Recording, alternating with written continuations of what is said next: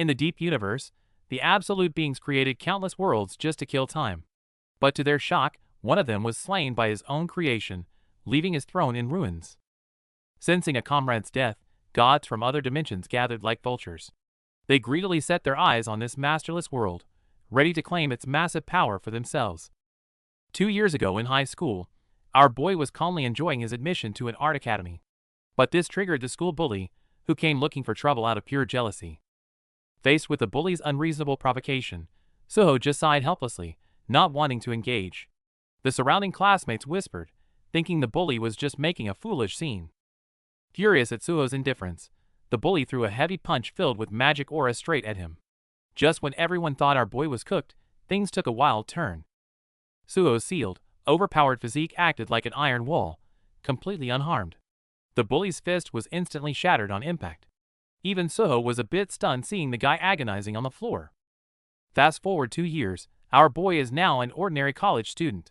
Walking on campus today, he finds the area in chaos, with security personnel frantically evacuating the crowd.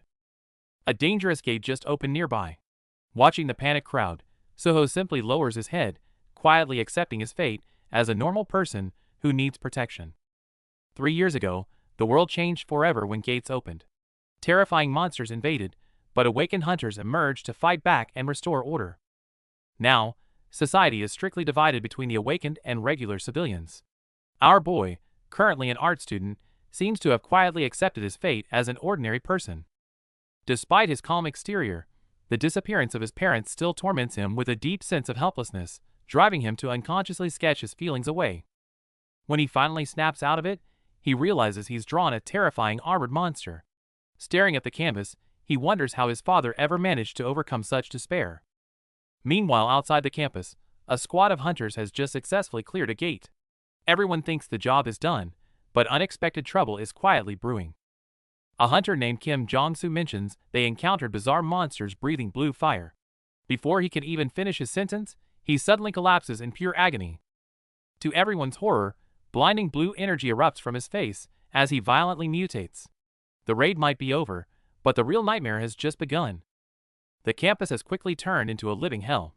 As rogue hunters and bloodthirsty monsters slaughter civilians outside, our boy Sung Suho and his teaching assistant are peacefully painting, completely unaware of the approaching Grim Reaper.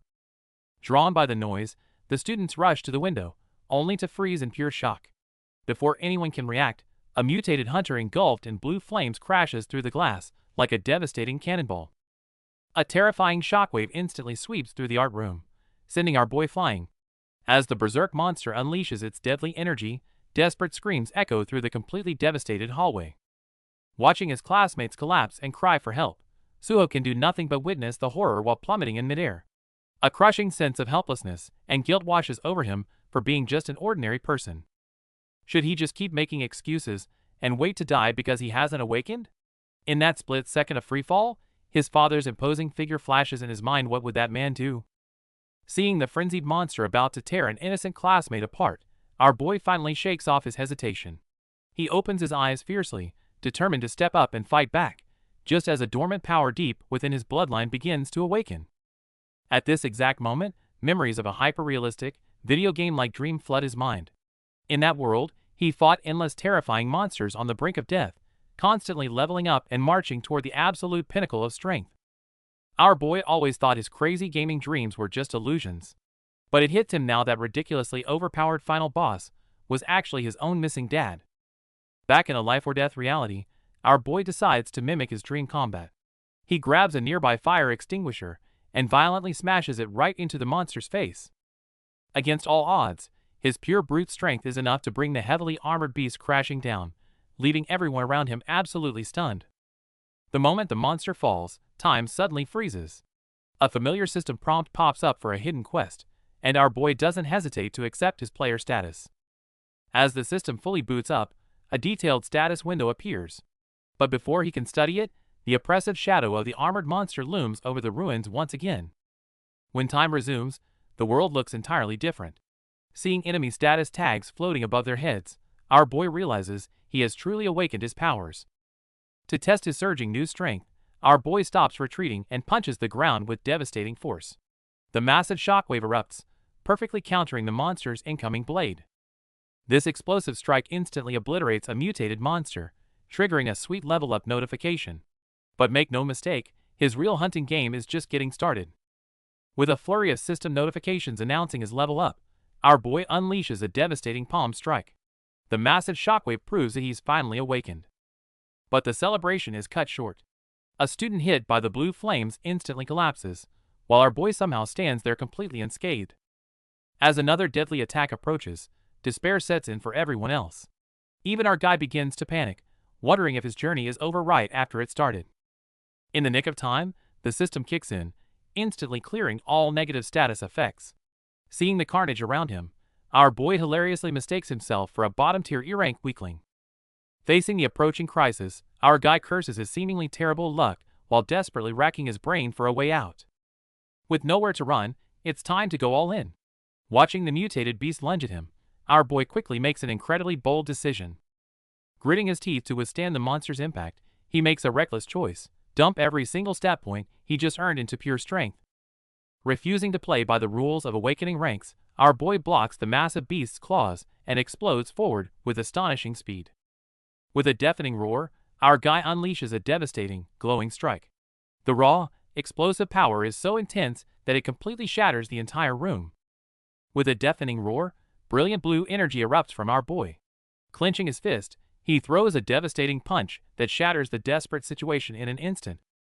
A system notification pops up, and our guy realizes he has finally awakened. Feeling the surging magic, he vows to use this power to end this nightmare. Before he can catch his breath, violent tremors shake the building. He braces himself, realizing the situation outside has completely spiraled out of control. Suddenly, the ceiling shatters. A mutated monster hangs upside down like a ghost, radiating an eerie blue light as it locks its dead eyes onto our boy. Above the school, a massive energy tower is formed. Watching this apocalyptic scene, the defense forces can do nothing but anxiously wait for high-ranking hunters. The dark truth is soon revealed. A simple mission turned into a disaster when C-rank tank hunter Kim Jong-soo was unexpectedly infected by the blue mist. And that monster is the corrupted Kim Jong-soo. He crashes down like a meteor wrapped in raging blue flames, radiating a terrifying and suffocating pressure. Even though our boy just leveled up, the sheer force of the mutant sends him flying. Facing this terrifying killing machine, he's officially in deep trouble. The mutated hunter crashes through the corridor like a cannonball, sending our boy flying with a devastating shockwave. It's instantly clear that facing this monster head-on is a deadly nightmare. Having completely lost his mind, the monster unleashes a deafening roar. The eerie blue mist and explosive aura are so intense that the surrounding glass shatters instantly. While the survivors above can only pray for backup, the monster mercilessly swings its massive weapon down below, completely pinning down our bleeding boy. The beast leaves zero room to breathe, erupting with storm-like energy. Our guy knows perfectly well that if he backs down now, no one will survive until the cavalry arrives. One direct hit, and I'm dead. Despite the lethal stakes, our boy grits his teeth, refuses to retreat, and throws a desperate punch straight at the monster. However, the raw power gap is undeniable. With a deafening boom, the beast turns into a red blur, crashing down from the sky with absolute, crushing force. The devastating strike hits hard, and the system flashes a blinding warning his HP has plummeted. By sheer luck, the system forcibly stops his health at exactly 1. Fighting through agonizing pain, our boy forces himself back to his knees. Even while bleeding, the unbreakable fire in his eyes still burns. How will he survive this absolute death trap? Wrapped in furious blue energy, the enemy plunges like a meteor. Wielding a massive weapon, he smashes his opponent into the ground, shattering everything around them. Before the downed hunter can recover, a dark silhouette trailing purple energy crashes down. The relentless heavy strikes turn the battlefield into an absolute ruin. The clash is so terrifying that bystanders can't even intervene. Outmatched, they can only scream in panic and duck for cover from the flying debris. Dark shadows and violent blue lights collide midair, spilling over into the city. The massive energy shockwaves send the tall skyscrapers trembling uncontrollably. Blinding light swallows the battlefield, leaving even distant hunters dumbfounded. As the thick smoke clears, the terrifying giant entity finally reveals its true form. Bursting from the rubble, the glowing enemy locks onto our boy. His eerie greeting of young monarch hints at a much deeper conspiracy behind this attack. Who knew this incredible bond traces back to an old memory? A child's careless doodle accidentally awakened the ant ghost who had been silently guarding him. Back to reality, our boy answers his phone only to be deafened by a barrage of frantic questions. It seems the real trouble has just begun. The news is broadcasting the recent chaos, revealing that corpses infected by the blue mist have been exploding. While listening to worried calls from family, our boy tries to process the situation. Looking at the very real system panel in front of him, our boy finally confirms he's not dreaming. Still, he can't figure out how he survived such a fatal monster attack. Suddenly, fragmented memories of intense battles flash through his mind. Then, a little black ant pops out, excitedly introducing himself as a loyal servant who crossed dimensions to find his master. Seeing this tiny level 1 ant named Baru, our boy struggles to take him seriously. Meanwhile, Baru completely loses it when he sees the system's insultingly low rating for him. Baru proudly takes credit for healing him and drops a massive bombshell. Our boy's battle dreams were real. His father, the former Shadow Monarch, had sealed away his powers so he could live normally. Our boy is deeply shaken to learn that his father never abandoned him. Instead, he has been fighting a lonely war deep in space against alien gods to protect the Earth. Assuming his mother was with his father since they vanished on the same day, our boy asks the logical question. But hearing this, Baru lets out a horrified screech, hinting that things are far more complicated. Hearing the Shadow's words, our boy finally learns the truth. His father is trapped in a cosmic war, and the only way to see his family again is to get stronger. A system quest for the Shadow trial pops up. A glowing black key materializes, and without hesitation, our guy plunges it straight into his own shadow. Instantly, wild energy erupts, shattering the space around him. Driven by Baru's fierce call, the monarch's domain finally opens its doors. It all sounds far-fetched, but our boy's eyes show pure determination. If conquering this trial means finding his parents, he won't back down. This was the plan all along. Sensing the Outer Gods' invasion, the Shadow Monarch secretly ordered Baru to return to Earth and lift his son's seal. Carrying his former liege's command, the intensely loyal Baru swears to do whatever it takes to awaken the young master's true power. As the blinding light fades, our boy finds himself floating in a fractured void. Welcome to the land of the dead, the Shadow Domain. Staring down at the desolate ruins overflowing with raw energy, the harsh trial for the new generation's monarch officially begins. Stepping into the Shadow Dungeon, our boy gazes at the ruined city, feeling an inexplicable sense of familiarity in the air. Before he can process it, a survival quest pops up. To prove his worth, he must survive in this hostile land for 4 grueling hours. The danger is immediate. A green-skinned goblin scout suddenly leaps from the blind spot, launching a heavy strike that sends our boy flying. A scout means more enemies are lurking nearby. Facing the deadly follow-up attacks, our guy quickly regains his balance and effortlessly slashes the monster down. Just as he deals with the first threat, he senses something wrong. Looking up, he spots more goblins glaring at him from the broken ruins. Soon enough, heavily armed goblin centurions swarm in from all directions. Seeing the massive horde, our boy nervously turns to Baru for backup. However, Baru's mana is depleted due to being too far from the monarch. With no way out, our guy decides to test his brand new skill on these monsters. Facing the lunging enemies, he uses telekinesis to snatch their weapons in midair. It feels exactly like having an invisible hand at his disposal. Gripping the glowing axe, he charges into the enemy lines at lightning speed. But the true brutal trial of the Shadow Dungeon has just begun. Watching our boy's growth, Baru recalls how he showed legendary potential even as an infant. That destructive power, once considered a burden, is now their best weapon against the Outer Gods. Back on the battlefield, our guy doesn't even flinch at the monster horde. With a confident smirk, he charges right in, swinging his glowing weapon with absolute authority. With relentless momentum, he mixes heavy punches with fierce slashes. His overwhelming speed and ferocious combos leave the monsters with absolutely no chance to strike back. The sharp blade mercilessly tears through enemy lines. Accompanied by deafening impacts and glowing shockwaves, the once arrogant monsters fall one after another in complete despair. As his experience stacks up, our boy fights with even more ferocity. The thrill of reclaiming his immense power makes him feel more alive than ever before. With his shadow companion watching his back, our guy turns into a blue streak of lightning, tearing through the swarm and leaving nothing but explosive energy and shattered foes in his wake. After completely sweeping the area, the system notifications go wild. Not only does he score multiple level ups, but he also unlocks a brand new resilience skill on the spot. As the last monster drops, the grueling survival countdown finally reaches 0.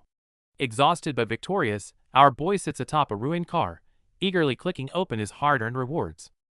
Staring at the system prompt, our boy realizes he just scored the exclusive Shadow Extraction Rune Stone. Checking his new abs, he notes his body is becoming increasingly powerful with each level up. Rushing through the debris-filled ruins, he asks Baru how this new skill actually works. Upon learning it resurrects the dead as loyal soldiers, he finally grasps just how overpowered his awakened system truly is. Since building an army requires corpses, he targets a recently slain monster. The system prompts him for an awakening command. Meeting Baru's expectant gaze, our boy decides on the most iconic phrase possible: arise. With that single command, powerful energy surges from the ground. A glowing claw pierces the darkness, and 3 shadow goblins slowly materialize from the remnants of the dead. However, staring at the trembling, sweating shadow goblins, our guy is completely underwhelmed. This pathetic squad is far from the legendary immortal army, leaving even Baru totally shocked. To make matters worse, the system notes these shadows will disappear in just 1 day. Sweating nervously, Baru awkwardly explains that their weakness is directly tied to our boy's currently low stats. Hearing this, our guy sighs and grips his weapon tightly. The squad might be barely functional now, but as he continues leveling up in this dungeon, the true terror of the Shadow Army will eventually be unleashed. After a tough battle, our boy finally enjoys a hot hospital meal. While he scarfs down the food, Baru starts laying out their next crucial steps. Baru strictly assigns 3 main quests. The first target is to clear dungeons, kill monsters, and level up to protect Earth from alien threats. The second task is to find clues about his missing mother. The final one is purely personal, restoring Baru's former glorious power as a shadow commander. Hearing this, our guy realizes that ordinary food can't replenish his energy.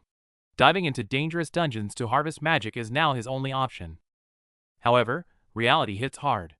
Since his true power is still sealed, his official magic reading is so low that he's ranked at the absolute bottom as an E-rank hunter. Since legitimate strike squads never accept E-rank rookies, entering a dungeon seems impossible. Just as he feels completely stuck, a brilliant idea suddenly flashes in our boy's mind. The dungeon operates smoothly. Alongside the assault team, transport squads handle monster remains, while extraction teams mine glowing crystals from the rough walls. Catching his breath after the chaos, our boy unexpectedly bumps into Assistant Lim. Finding a familiar face in this dangerous place brings Lim huge relief.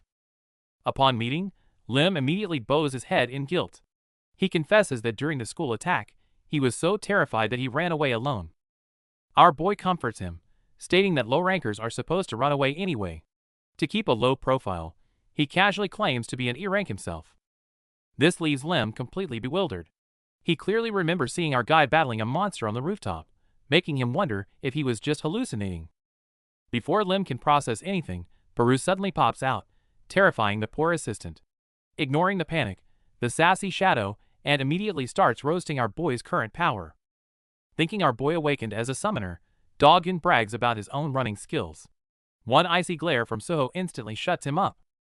As they venture deeper into the dungeon, the duo notices it's completely empty. Dogyun wonders if the assault squad has already cleared out all the beasts ahead. Meanwhile, the assault squad is complaining about the worthless wolf carcasses.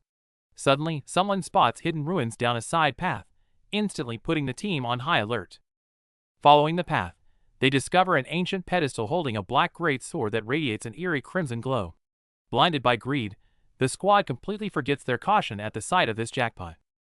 Just as the leader warns of potential traps, the arrogant C-rank tank Kim Yongjun steps up. Confident in his defense, he grabs the hilt and forcefully pulls the sword despite the violent energy surge. For a split second, the terrifying aura of an ancient beast flashes by. Oblivious to the danger, Yongjun successfully frees the weapon, smugly celebrating his luck. Before the leader can scold his recklessness, everything goes wrong. The enraged sword spirit awakens, unleashing a violent red aura that instantly consumes Yongjun. Frozen in terror, the squad realizes the real disaster has just begun. Meanwhile, deep in the dungeon, a greedy hunter's attempt to pull the demonic sword triggers a terrifying curse.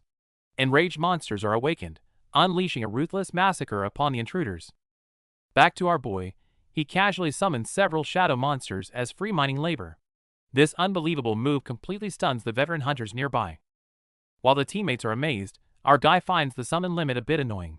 To help the shrunken Baru regain his power, he tells him to snack on the mana crystal fragments scattered around. Right in the middle of his snack, Baru suddenly senses the dangerous aura of the beast monarch. At the same time, unsettling vibrations echo from the mine as glowing red eyes emerge from the dark. Before anyone can react, a pack of ferocious beasts charges out of the darkness. The unprepared hunter squad is caught completely off guard, falling into sheer panic as death approaches. Seeing his teammates about to be devoured, our boy grabs a pickaxe and steps right in front of the monsters. He covers their retreat, fully ready to take on these uninvited guests. Facing the three formidable wolves, our boy doesn't back down. He calmly analyzes the situation and tells his companion to step back to safety. With his ally safe, he draws his glowing scavenge sword. Without a second thought, our guy leaps into the air, diving toward the wolves like a bird of prey. With a heavy mid-air slash, the blade instantly pierces one wolf's skull. Facing the remaining leaping beasts, he doesn't dodge. Instead, he raises his glowing left hand to meet them head-on. Watching from the sidelines, Baru beams with pride at his young lord's combat talent. Our boy doesn't waste time, weaving through the beasts and striking them down in quick succession. As the dust settles, our boy unleashes his signature skill, Arise. In an instant, the three wolves are resurrected as loyal shadow beasts, allowing him to smoothly level up. His companion is completely dumbfounded, stammering that there's no way a necromancer is just an E-rank. Faced with this interrogation, our guy awkwardly looks away, weakly insisting he's really a beginner. Before he can explain himself, heavy footsteps echo from deep within the cave. They turn to see a heavily armored figure wielding dual weapons, stepping out of the shadows with an overwhelming presence. In the blink of an eye, the berserk armored enemy launches a brutal attack. Seeing another hunter in fatal danger, our boy explodes with incredible speed, dashing forward to block the deadly strike. The situation spirals out of control as a hunter suddenly goes berserk, forcing his desperate comrades to pin him down. Realizing the chaos is caused by a demonic sword possessing the beast, our boy dives right into the battlefield without a second thought. Baru senses an eerie, monarch-like aura. But our guy doesn't care. He instantly pulls up his system inventory, ready to bring the heat. With dual blades in hand, our boy unleashes a flurry of strikes that shatter the beast's defense. He's determined to crush anything standing in his way. The monster fights back, erupting with furious crimson energy. Refusing to back down, our boy leaps right into the shockwave for another heavy strike. Watching him stand his ground despite the heavy blows, Baru beams with pride. The young lord is finally showing the true spirit of the Shadow Monarch. Baru reveals the ultimate weak spot. The sword itself is the true enemy. Sever the arm holding it, and the mind control breaks. Our boy immediately locks onto the target. Just then, unexpected backup arrives. The fallen bodies rise again, engulfed in chilling blue auras, roaring fiercely as shadow soldiers. Realizing his loyal shadow army can endlessly resurrect as long as his mana holds up, our boy smirks. Now that's what you call a game-changing power. Backed by his new army, a chilling blue light flashes in his eye. He locks onto the ominous giant sword, ready to deliver the final, crushing blow. The enemy is shocked to see a mere human wielding the Shadow Monarch's power. Hearing this disrespect, Baru instantly explodes with rage to defend our boy's bloodline. Confirming the Shadow bloodline, the enemy's savage killing intent fully erupts. As a fanatic of the Beast Monarch, he immediately brands our boy as his archenemy and charges forward. Seeing the brutal assault, our guy decisively draws his weapon to clash head-on. However, he quickly realizes this enemy possesses terrifying strength and effortlessly deflects his strikes. Realizing close combat won't work, our boy falls back and unleashes his ruler's authority. Instantly, a storm of levitating weapons rains down on the enemy to overwhelm him. However, those ordinary dungeon weapons are shattered instantly. Without hesitation, our guy switches to his glowing red magic sword and dives right back into the fight with a vicious slash. Relying on agile movements, our boy desperately searches for an opening. He knows full well that with their massive power gap, taking even a single hit means it's game over. Thinking our boy is running away, the enemy arrogantly taunts him as a coward. But this foolish provocation wipes the mercy from our hero's eyes. The real counterattack starts now. Wondering why his sealed powers haven't fully returned, our boy gets a quick lesson from Baru, who explains that this realm is actually a test to push his true potential. Facing phantom enemies that just keep reviving, our guy slowly rediscovers the fierce thrill of hand-to-hand combat he used to rely on during his tower trials. Seeing the enemy launch an even more feral counterattack instead of backing down, our boy doesn't hesitate to draw his energy blade and slice right through the onslaught. In the heat of the clash, our boy awakens a brand new skill. He literally transforms his shadow wolf into a gauntlet, going all out in a massive, head-on explosive strike. Even the experienced Baru is left totally stunned. For a young monarch who's just learning the ropes, using shadow soldiers as literal weapons is pure, raw genius. Fueled by his insane combat instincts and new shadow weaponry, our boy goes berserk, landing a devastating heavy strike that perfectly showcases the overwhelming power of the new king. Facing a frenzied enemy erupting with blood-red energy, our boy doesn't back down. He launches into the air, delivering a devastating blue aura high kick that completely shatters the opponent's defenses. As the enemy's heavy weapon crashes to the ground, the monstrous shadow tries a desperate counterattack. But our boy dives down like a blue meteor, colliding with overwhelming force and triggering a massive energy storm. As the dust settles, our boy stands calmly amidst the ruins. This fierce life-or-death battle didn't just bring him victory, it also allowed him to master entirely new combat techniques on the fly. Hard work truly pays off. The system immediately pops up with the quest completion notice, rewarding him with a highly desired new skill. Guided by pure instinct, he prepares to test out his new power. Just then, the magic sword Rockin's fawn left on the ground tries to act up. The sentient weapon attempts to corrupt its new master with greed, but our guy simply overpowers its will and forces it into submission. With a sharp whistling sound, the blade wrapped in blue lightning shatters the ground. Feeling this terrifying destructive power, our boy breaks into a smirk. It looks like whatever he faces next is in for a very bad time. In the middle of the rubble, our boy helps his comrade to his feet. He stays calm, suggesting they talk on their way out of this dangerous place. After securing the survivors, our boy heads toward the glowing portal alone. He's determined to dive back into the dungeon to ensure no one is left behind. Whispers erupt from the crowd as people realize this ordinary-looking student possesses power far beyond his rank, leaving the other hunters completely stunned. Inside the dungeon, packs of steel fawn lycanthropes howl in fury. But our boy remains unfazed, his sword crackling with blue electricity as he mows them down.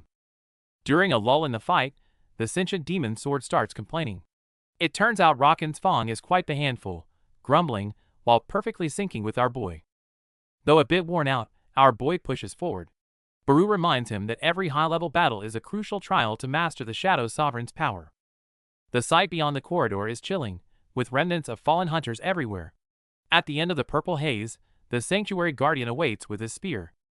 Facing the Guardian's crushing pressure, our boy shifts his stance and slams his weapon into the ground, ready to break the deadlock and claim victory. Looking at the remains, Baru suggests extracting them as shadow soldiers. However, our boy stops, refusing to make them suffer another punishment after death just for power. Hearing our boy's compassionate words, Baru falls silent. Suho then shifts the topic, asking Baru about the monarch sanctuaries and his missing father's past. Baru explains the history of the 9 monarchs, recounting how the previous shadow monarch defeated the other invading rulers to protect the earth. Suddenly, the magic sword speaks up. As a relic of the beast monarch, it harbors deep hatred for the shadow bloodline, wanting to tear our boy to pieces.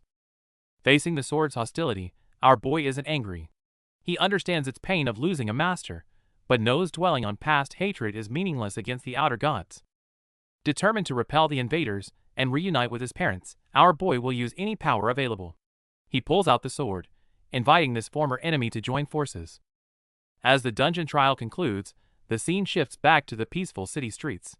Inside an ordinary cafe, new characters are quietly making their appearance with unknown motives. The Black Tortoise Guild is questioning Lim Dogyun about yesterday's incident. While he tells the truth, their focus shifts entirely to something else. Hearing that an E-rank hunter fought magic beasts and saved a whole team, the guild management instantly smells an opportunity to recruit him as a porter.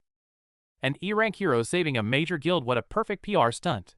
The management's eyes light up, and they immediately order someone to contact this rising star. 1 second they were dreaming of recruiting a genius, but the very next, our boy's blunt rejection leaves the recruiter completely stunned. The recruiter just can't wrap his head around it. Where does a guildless E-rank hunter get the audacity to outright reject a top-tier guild? Meanwhile, our boy stares at his buzzing phone in pure annoyance. Ever since he got back from the dungeon, The endless recruitment calls have been driving him crazy. While Baru praises this as proof of a monarch's talent, Suho knows better. They only want him for grunt work, and joining them would only slow down his system-driven leveling. Our boy is chilling on the sofa, having a heart-to-heart with Raken's Fong. Seeing the sword's potential, he suggests forming a united front, knowing that gaining power is the only thing that matters. Raken's Fong is rendered speechless by our boy's overwhelming presence. Realizing it's better to be an ally than an enemy, the sword agrees to cooperate, but not without setting its own conditions first.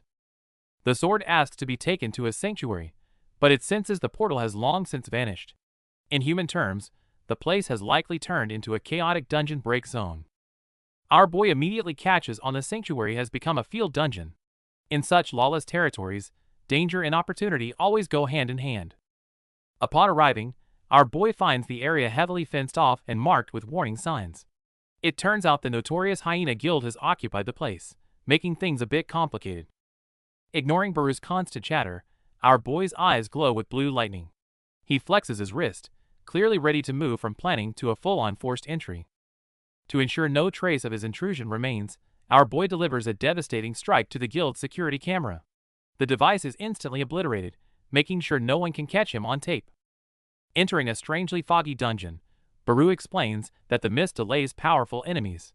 Our boy realizes this is the perfect opportunity to farm EXP before the real threat arrives. A pack of glowing-eyed beasts ambushes them from the shadows. Unfazed, our guy summons his crackling magical greatsword with a confident smirk, ready to test his new combat style. He lunges forward, seamlessly chaining his moves. Using the ruler's authority, he effortlessly locks down the beast's movements from mid-range before they can even react. Closing the gap in a flash, he activates Storm Slash. His greatsword becomes a deadly blur, slicing through the remaining monsters with overwhelming power. But the real nightmare is just beginning. As he extracts shadows from the fallen, his army grows. Even Baru is amazed, while the enemies realize they are fighting a losing battle. The battlefield falls silent as the ferocious beasts rise again as loyal shadow soldiers. Standing among his newly formed army, our boy is ready for whatever comes next. After boosting his intelligence, our boy can now summon 5 shadow soldiers. He successfully tracks down the hidden sanctuary entrance, preparing for his next move. Expecting an empty dungeon at this hour, our boy is surprised to find a group of sketchy hunters instead. Their heavy machinery suggests something illegal is going on. Peering through the shadows, our boy realizes he's witnessed a human trafficking operation. Watching the villain torment an innocent woman makes his blood boil with rage. Baru tries to advise caution, but our boy's heroic bloodline inherited from his detective father and legendary grandfather won't let him stand by and do nothing. Ignoring the villain's twisted laughter, our boy snaps. With a cold gaze and lightning speed, he launches a surprise attack before the thugs can even blink. With a deafening crash, our boy descends like a thunderbolt, landing a massive strike on the leader. The resulting shockwave sends a clear message: the party is over. Facing these wicked thugs, our boy draws his sword and charges into the enemy camp without hesitation. These guys not only kidnap civilians, but also dared to attack him first. They're practically asking for it. As the enemies swarm in, our boy leaps high into the air and delivers a heavy downward strike. He even holds back his strength to avoid killing anyone, knowing these goons are just D-rank. But even with a casual strike, the resulting shockwave instantly blows everyone away. With overwhelming force, he easily crushes these reckless fools without breaking a sweat. Seeing the enemies groaning on the ground, Baru can't help but be moved to tears. Our boy's growth is so incredible that these ordinary hunters aren't even a match for him anymore. After smoothly putting his weapon away, the terrified rescued civilians thank him repeatedly. Our guy doesn't waste time chatting, just calmly telling them to run and find a safe place. The immediate danger is gone, but our boy is left wondering why the hyena guild went to such lengths to kidnap people. Just then, Baru senses a clue. But when our guy pushes open the door, the sight inside freezes him in his tracks. Inside the damp, dark warehouse, cold iron cages and scattered chains lie everywhere.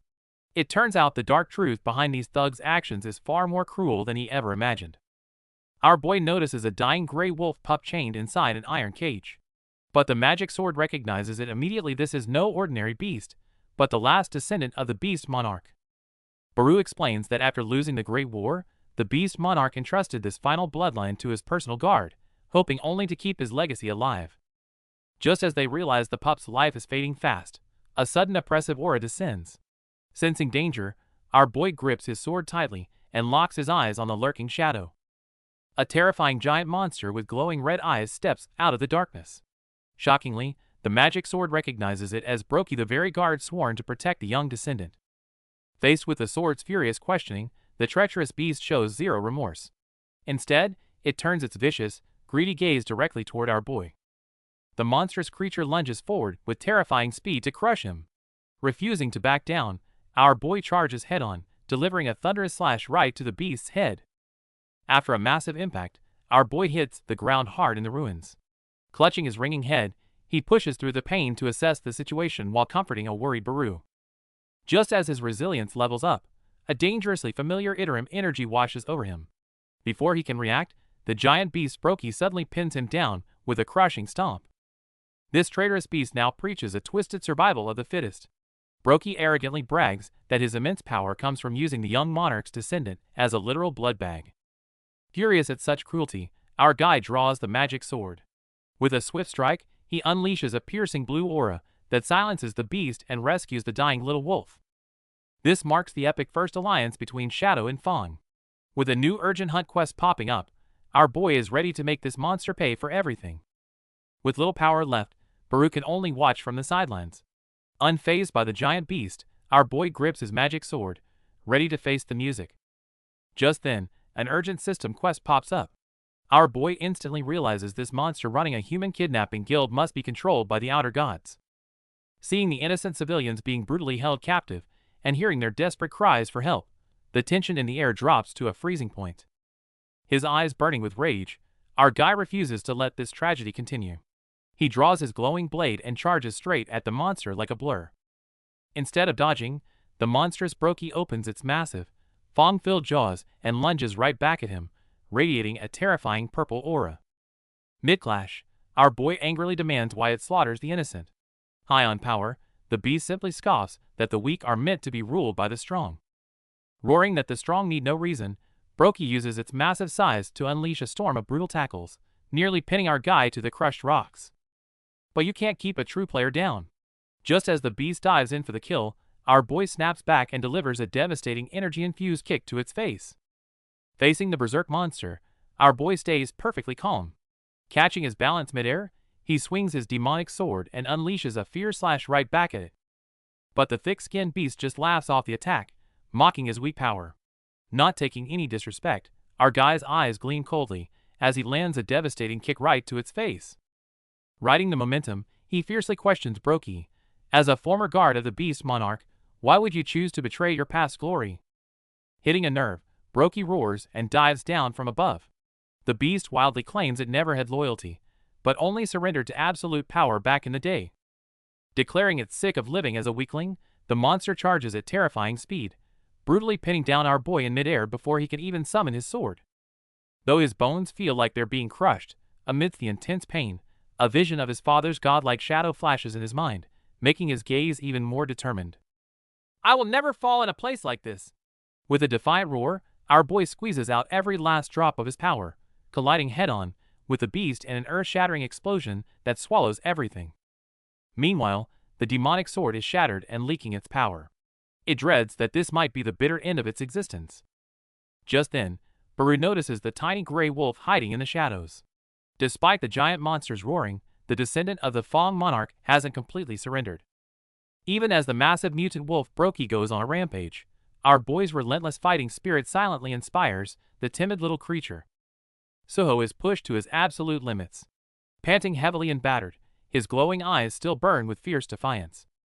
Mocking Suho's stubbornness, the giant beast lunges forward with its terrifying jaws, landing a brutal blow that sends our boy flying backward. Just when things look incredibly bleak, Suho notices something strange.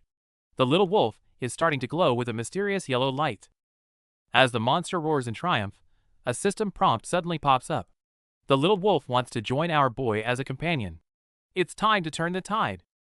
Looking at the battered little wolf, a system prompt suddenly pops up.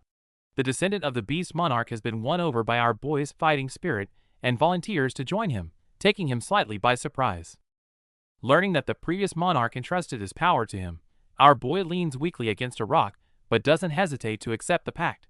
From this moment on, the little wolf officially becomes his steadfast ally. But just as the pact is forged, a massive flood of information surges into his mind, causing our boy to grab his head in agony. Along with a severe headache, the tragic memories of this beast descendant begin flashing before his eyes. In the memory, the giant guardian protecting the little wolf fell into the hands of an outer god cultist. Ignoring the beast's pleas, the heavily armored mystery man brutally forced a glowing yellow crystal into its right eye. The crystal's power instantly mutated the guardian into a bloodthirsty monster tasked with kidnapping humans, while the young wolf could only flee in despair. Witnessing this humiliating past, our boy snaps his eyes open, his gaze turning dead cold. Facing the berserk beast, our boy doesn't back down. Instead, a system notification pops up with a new heavy quest: find and recruit the successors of the fallen monarchs. But the massive beast doesn't give him time to read. Roaring with destructive energy, it leaps into the air and crashes down on our guy like a mountain. Dust clouds explode on impact. Just when it seems over, our boy not only withstands the crush but counters through the smoke, landing a precise strike right on the monster's weak point. With a new skill activated, our boy feels an incredible surge of lightness. His senses sharpen to the absolute limit, allowing him to dodge incoming attacks with minimal effort. Infuriated by the setback, the monster unleashes an earth-shattering roar for one last desperate strike. But our guy is ready and fully charged, setting the stage for the final clash. Facing a massive power gap, the ferocious beast unleashes a devastating energy blast, knocking our boy back. It wildly mocks the frailty of human blood, aiming to crush Suho completely. But there's no way Suho is giving up. He charges right through the blast, clashing fists directly with the monster. In the heat of this struggle, he unlocks a brand new martial arts skill. Furious at the disrespect, Baru fiercely defends his young lord's ultimate bloodline. Meanwhile, seizing the perfect opening, Suho launches himself into the air like a streak of golden light. Two dazzling golden light blades cross and strike with earth-shattering force. As the dust settles, a panting Suho stands his ground, while the once arrogant beast lies completely motionless. In its dying moments, Broki's mind flashes back to a tragic memory. The only reason it desperately sought power and fell into darkness was the agonizing guilt of failing to protect its master. With the level-up notifications, this fierce battle finally ends. Suho and Gray stand in the ruins, silently looking down at their fallen foe. One threat is gone, but the real danger is just surfacing. With the battle over, our boy and Baru review the situation. Baru mentions seeing the Outer God's followers setting up an ambush in the Descendants' memories. Knowing they need more intel on the Outer God's plans, Baru suggests a wild idea. By devouring Broki's corpse, he can extract its crucial memories. A bit speechless at the devouring idea, our guy smoothly changes the subject. He reaches out to the weakened little wolf, gently inviting the poor creature to come with him. Holding the pup, Suho leaves the messy job of absorbing memories to Baru.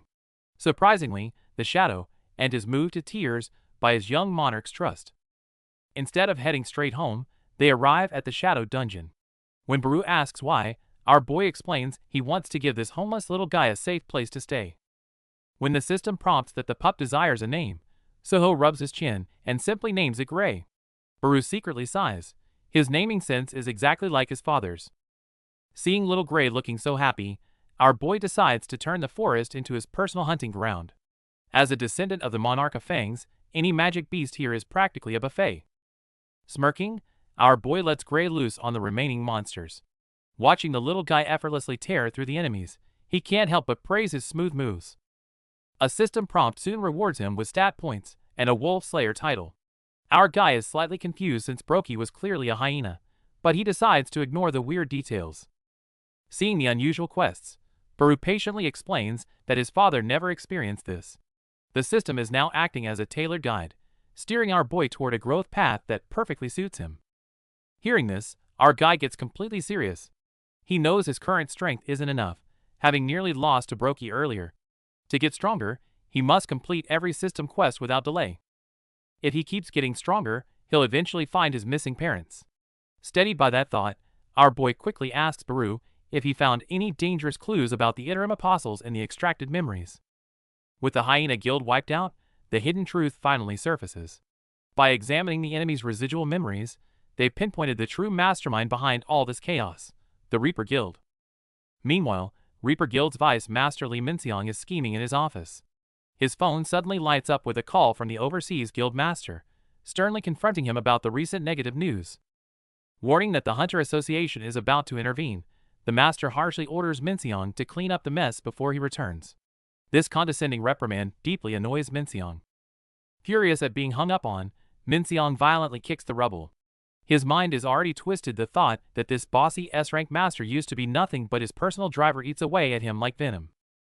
As for the mysterious masked hunter who destroyed the Hyena Guild, Minseong couldn't care less. He obsessively stares at the Stardust drug, plotting to use this highly dangerous stimulant to claim the throne of absolute power. Back to our boy's dungeon trial. Little Gray fiercely roars atop a massive monster's corpse.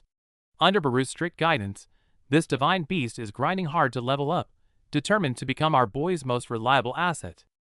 Watching his pet Gray tear the monsters apart, our boy gets a pleasant surprise.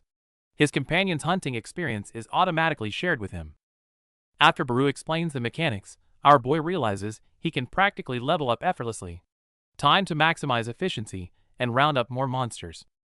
Just as he's playing his next move, the system issues a new daily quest to hunt 100 goblins. It's the perfect excuse to farm some rewards. Hunting them down one by one in this massive dungeon would be a drag. Looking for a shortcut, our boy pulls out a silver horn from his inventory. He blows the horn, luring every nearby monster straight to him. Facing the incoming horde, he unleashes a barrage of glowing punches, tearing through them effortlessly. While obliterating monsters is satisfying, doing it all by himself gets tedious. Looking at the carnage, our boy decides to speed up the cleanup with his ultimate command Arise. After 3 hours of intense monster hunting, our boy hits his daily quest target. Poor Little Gray immediately collapses, panting heavily as the dust settles. While taking in the aftermath, our guy notices something strange about his system panel. The quest counter hasn't stopped at all, it's actually surpassing the required kill limit. Realizing there might be a hidden mechanic, our boy pushes the limits. By doubling the kill count, he successfully unlocks the hidden quest completion and secures extra rewards. Claiming the first reward instantly restores his condition and levels him up. He realizes that consistently clearing daily quests is his best strategy to steadily grow stronger. For the final reward, our boy faces a tricky choice between 2 mystery boxes. Sensibly prioritizing what he needs over vague desires, he selects the cursed box and receives a powerful gauntlet. Admiring his new rugged weapon, our guy realizes it provides a massive physical damage boost that scales with demon kills. Thrilled, he dumps all his new stat points directly into strength. Seeing our boy so pumped to hunt demons, poor Gray starts trembling in fear. Baru has to step in and remind him that the little wolf doesn't have infinite stamina for this endless grind. Our boy just stepped out of the Shadow Dungeon, wondering where to start his investigation on the Reaper Guild, when his phone lights up with an urgent SOS from his timid TA. Meanwhile, in the Seoul Station Danger Zone, Dojian's collection team is in full panic mode. Several members mysteriously went missing right before their dungeon shift. To bail his friend out, our guy rushes over. Throwing on the heavy protective gear, he joins as a substitute collector, easily infiltrating a field dungeon controlled by the Reaper Guild. The understaffed team instantly pisses off the raid captain. Flexing his hefty entry fee, he screams at the collectors and arrogantly threatens to report them to the association. Seeing Dog-Yun frantically apologizing, our boy stays low-key and observes his surroundings. Between his newly acquired anti-demon weapon and this bizarre timing, something feels terribly off. The heavily corrupted dungeon confirms his suspicion this is no coincidence. Suddenly, a terrifying armored monster bursts from the depths, sending a hunter flying. The real nightmare begins now. Sensing danger lurking in the shadows, the hunter squad immediately shifts into a tight defensive formation, bracing themselves for whatever is coming. 2 massive dragons emerge from the darkness. After warning the gatherers to stay back, the squad leader leads his team into a brutal, desperate fight. But our boy, disguised as a gatherer, isn't just watching. Taking advantage of his upgraded stats, he quietly summons an army of creatures to wipe out the remaining monsters. When the hunters finally take a breath, they turn around and freeze. Seeing the massive army of summons standing behind our boy, their minds completely short-circuit. The once arrogant leader instantly changes his tune, desperately offering top dollar to hire our guy as their exclusive gatherer, only to get flatly rejected. The awkwardness is cut short when the team makes a chilling discovery: a violently mutilated human corpse lying dead in their path. The cracked skin and lingering blue sparks are signs of the terrifying blue mist. As they uncover more skeletons scattered around, the atmosphere drops to a freezing low. Realizing the extreme danger, some members suggest retreating to report this. However, blinded by greed, the arrogant leader stubbornly insists their squad can handle it. Knowing this fool's errand could turn deadly, our guy whispers to his companion to be ready to run. With tension thick in the air, the group marches deeper into the dark unknown. Deep in the dungeon, the cultists and demons are stressing over their Stardust production. Thanks to our boy wiping out the Hyena Guild, they're severely low on human fuel. Just as the villains wonder where to find new sacrifices, the bandaged demon senses hunters approaching above. It's the perfect delivery of fresh, living material. Meanwhile, a greedy hunter squad marches recklessly into danger. To prepare for battle, their arrogant captain proudly pulls out a vial of highly prized Stardust. Before the hunters can even celebrate, the bandaged demon ambushes them like a ghost. In a flash of blinding light, a team member is instantly impaled. The surviving hunters panic at the sight of this terrifying monster. Meanwhile, the demon coldly counts their numbers, treating them as nothing more than lambs for the slaughter. To make matters worse, the demon casually pulls out its own Stardust and downs it. Faced with an impossibly buffed enemy, the hunters finally realize they have to fight for their lives. But it's too late. The drugged-up demon blurs through their ranks, turning the arrogant hunters' expedition into a brutal, one-sided massacre. Meanwhile, in the shadows, the villains are ruthlessly cutting down hunters. To them, these victims are nothing more than fuel for their dark purpose. Right at that moment, an urgent quest window pops up for our boy. The system warns him that demons have kidnapped people nearby, tasking him to save as many as possible. Looking at the rescue rewards, our boy's expression instantly turns serious. When his tiny shadow and asks what's wrong, he realizes a much bigger crisis is brewing deep within the dungeon. With no time to lose, our boy tells his teacher to evacuate with the goblin summons. To prevent more casualties, he decides to plunge back into danger to save the trapped hunters. Knowing he'd only be in the way, the teacher promises to call for backup. Free to go all out, our boy summons his loyal wolf and dashes into the depths at lightning speed. Deep inside the eerie, vine-covered dungeon, the situation is grim. The villains have already taken down the last batch of hunters, continuing their cruel harvest without breaking a sweat. The poor hunters are hung upside down, their energy constantly drained. The cultists are eagerly preparing to open the gate, planning to use this fresh fuel to summon even more demons. It turns out all this cruel exploitation was to refine this glowing orb.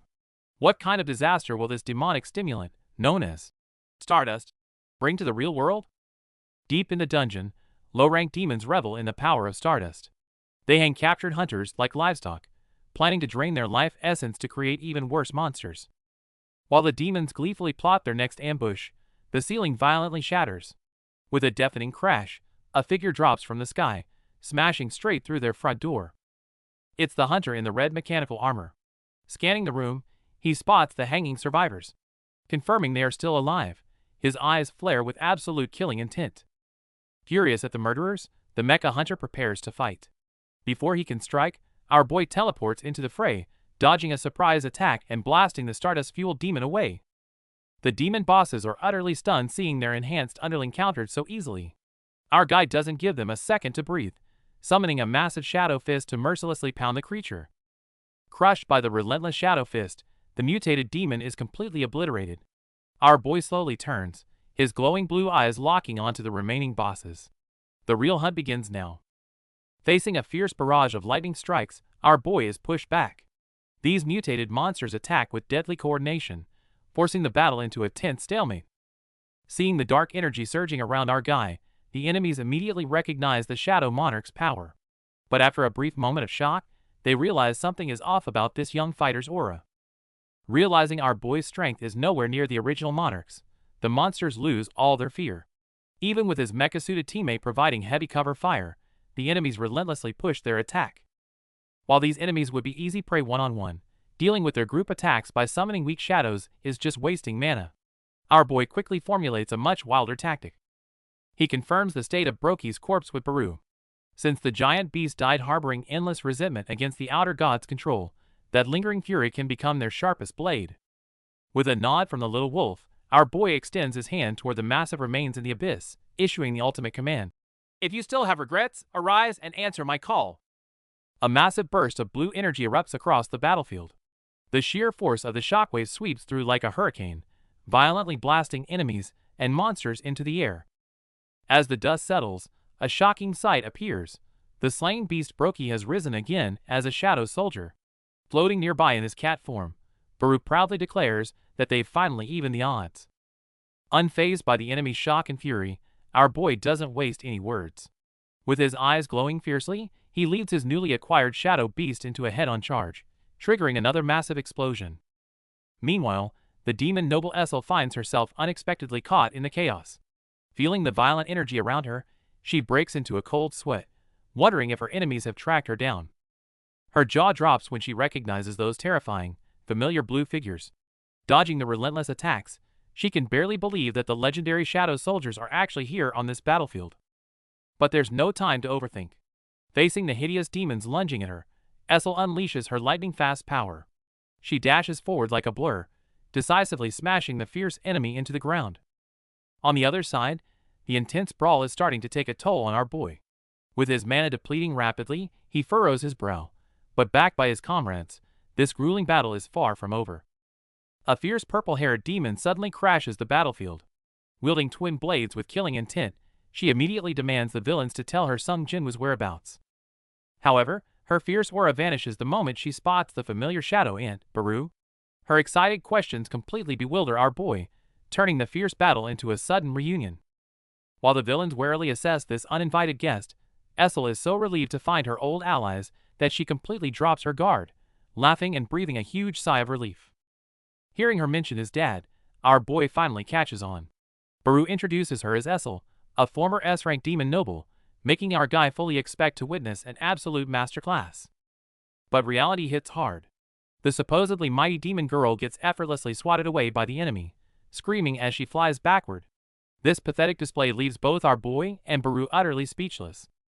It turns out she lost all her powers during her escape and is now weaker than a basic grunt. With her helplessly asking for a mana top-up midair, it looks like our guy has to finish this fight himself. Facing the menacing demon leaders ahead, our boy doesn't panic. Exchanging a knowing look with Baru, he's already hatched a brilliant tactical plan. To break the stalemate, our guy casts cruel orders on Essel.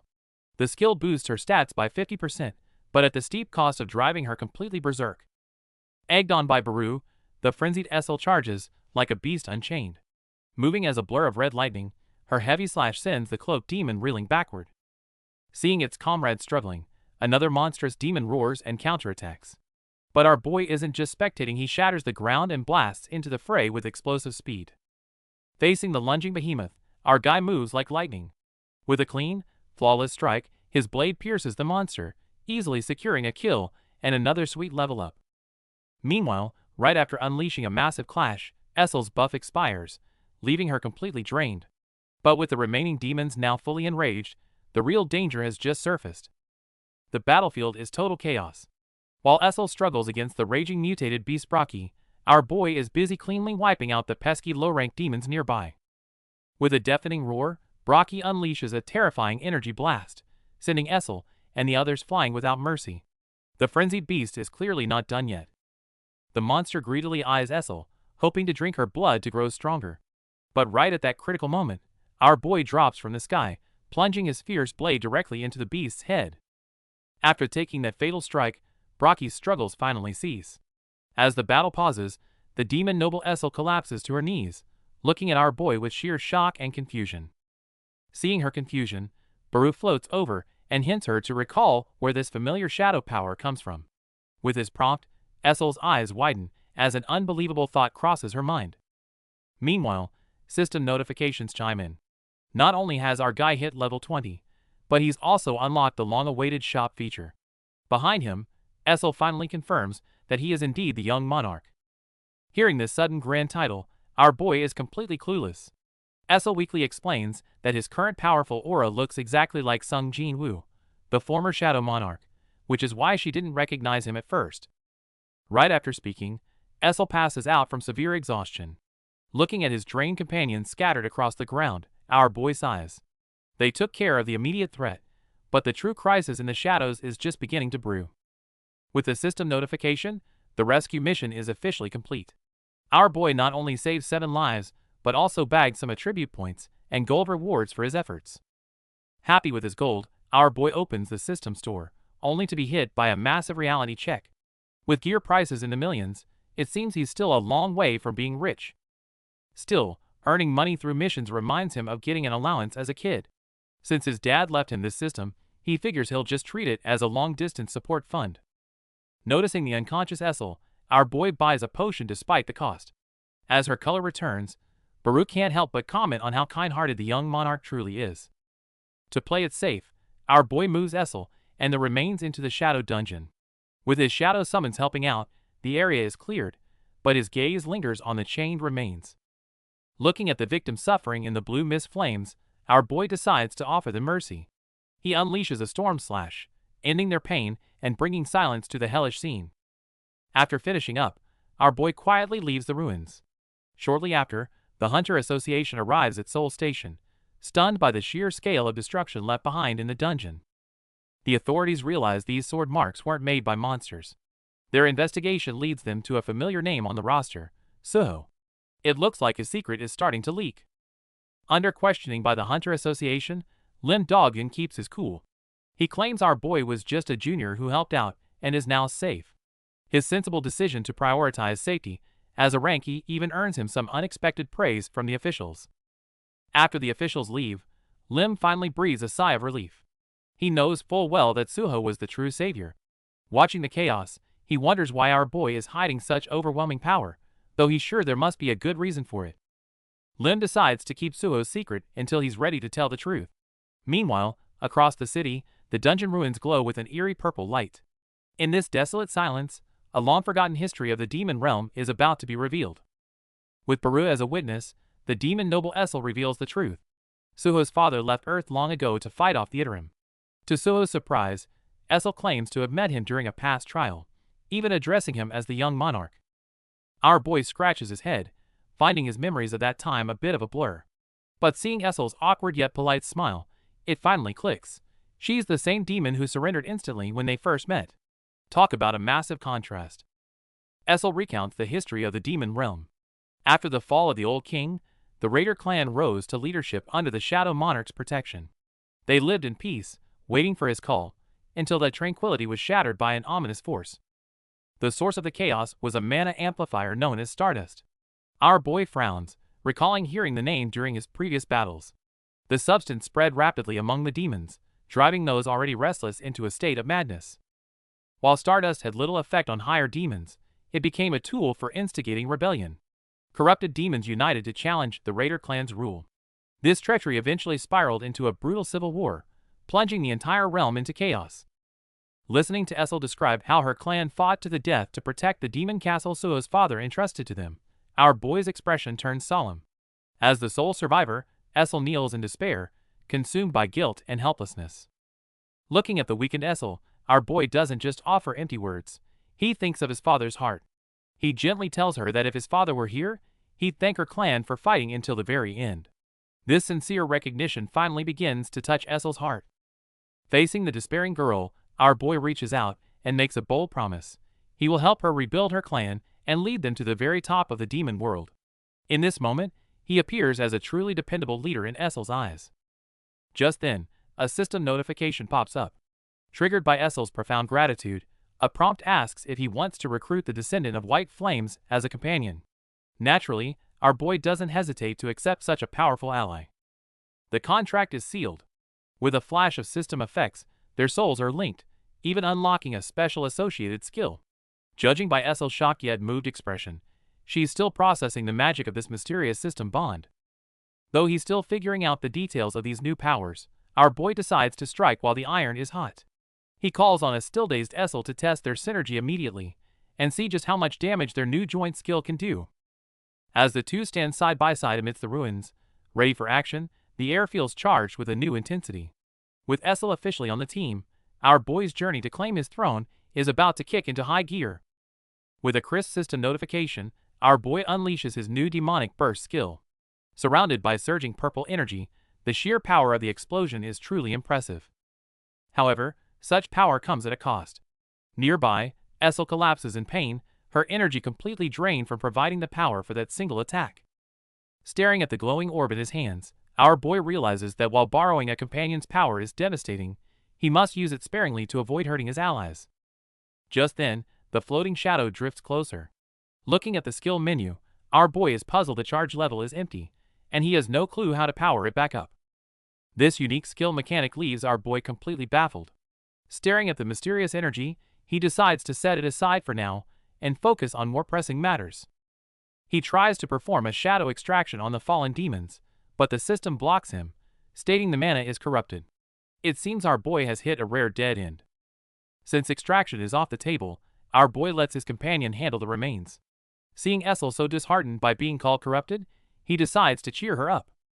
He kindly hands Essel a recovery potion and officially declares her his comrade, even assigning a portion of the shadow domain to her family to give her a new home. Just as the mood lightens, Baru suddenly lets out a shocked cry.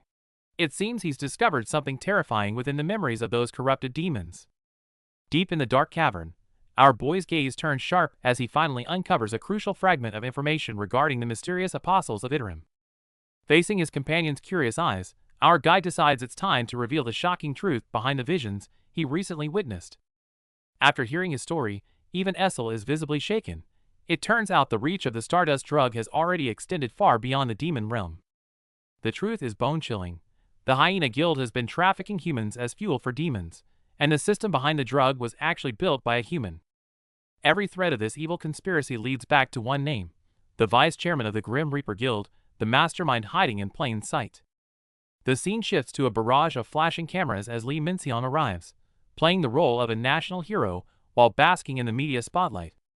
Grilled by reporters over the kidnapping scandal, he shamelessly maintains his innocence, claiming his only intent was to help rookie hunters gain experience. As he puts on his hypocritical performance, the crowd watches with mixed emotions, unaware that a true reckoning is already on its way. In the wake of heavy casualties, the guild higher-ups are putting on a calculated show of remorse.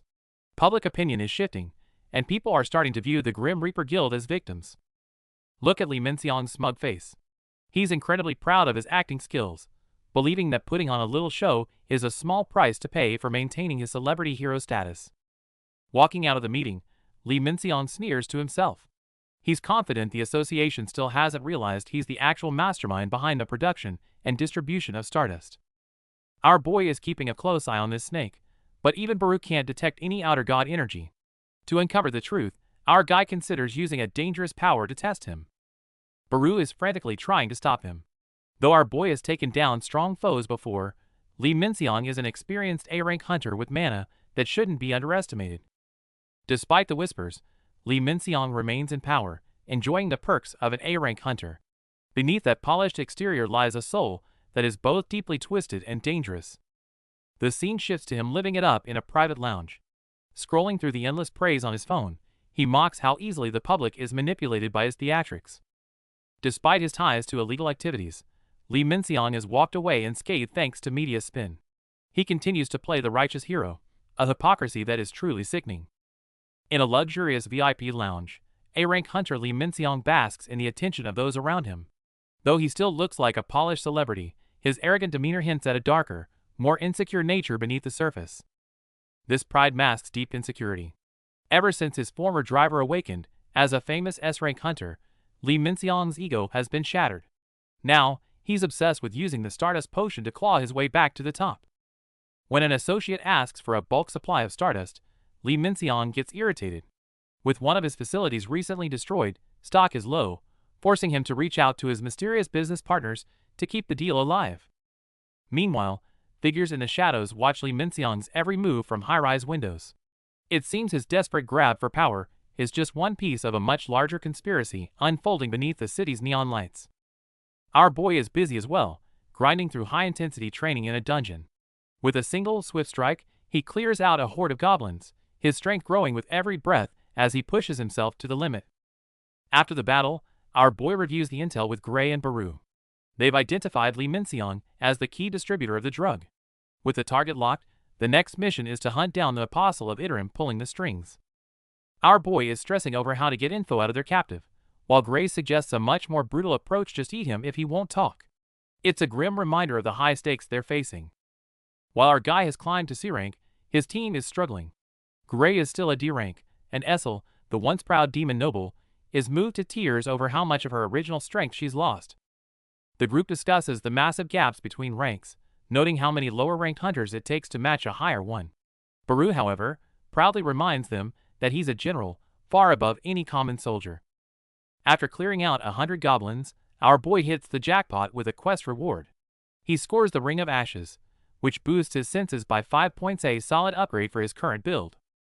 Looking at the mountain of goblin corpses, our guy realizes these low-level mobs just aren't cutting it for XP anymore. Despite wielding the powerful Vulcan's horn, he knows he needs to find a way to level up much faster. Back at home, our boy is frustrated that his official E-rank status only gets him grunt work. Baru suggests a reevaluation, but our guy knows that going public with his real power would only bring unwanted attention. To stay off the Iterim's radar and protect his father's legacy, our boy decides to keep his true strength hidden. Staying low-key is his best move until he's strong enough to take down enemies like Li Minxiang. Baru reveals that the Iterim apostles are weakened when crossing through dimensional breaches. It's the silver lining our boy needs, giving him a precious window of time to grow stronger before the real fight begins. In a distant dimension, a mysterious figure watches over everything. He knows the Iterim threat is real, but sees it as the perfect chance for our boy to grow even stronger. Preparing for the coming invasion, he instructs Baru to guide our boy's progress, mentioning a specific old ally who can provide the support he needs. Back in reality, our boy is racking his brain over the key he received. Suddenly, he hits on a brilliant plan to enter the dungeons without breaking any rules. With a plan in mind, our boy heads straight to Jinwoo. He gets right to the point with a bold proposal, catching the tech CEO a bit off guard. It's hard to believe that a Jinsoft, the gaming giant with millions of users worldwide, was built by someone so closely tied to our boy's family history. Our boy keeps a low profile as he arrives at headquarters. He's greeted as a VIP, but he quickly notices that the lobby is crawling with an unusual number of awakened hunters. Our boy visits a unique company where awakened employees are everywhere. It turns out not everyone wants to risk their lives in dungeons. For the right price, many prefer working as office security or staff. As the staff explains the situation, our guy wonders what kind of missions a gaming company would need hunters for. He senses there are hidden projects under development that haven't been revealed to the public. Suddenly, a familiar voice calls out its uncle Jinwoo. Seeing our boy after so long, he's incredibly excited, commenting on how much he's grown and checking in on him with genuine concern. Skipping the small talk, our boy gets straight to the point and presents a proposal to his uncle. Surprised by this sudden businesslike approach, Jinwoo takes the tablet and begins to study the offer seriously. Reviewing the data, Uncle Jinwoo admits our boy has truly matured. He expected a simple social visit, but instead received a proposal so compelling that he couldn't possibly turn it down. Our boy's plan is bold. He wants help acquiring portals and recruiting teams, offering all mana crystals in return. Despite his official rank, his confidence is so high that even Baru watches on with pride. Jinwoo turns serious, sensing that our guy's obsession with dungeons stems from his search for his missing parents.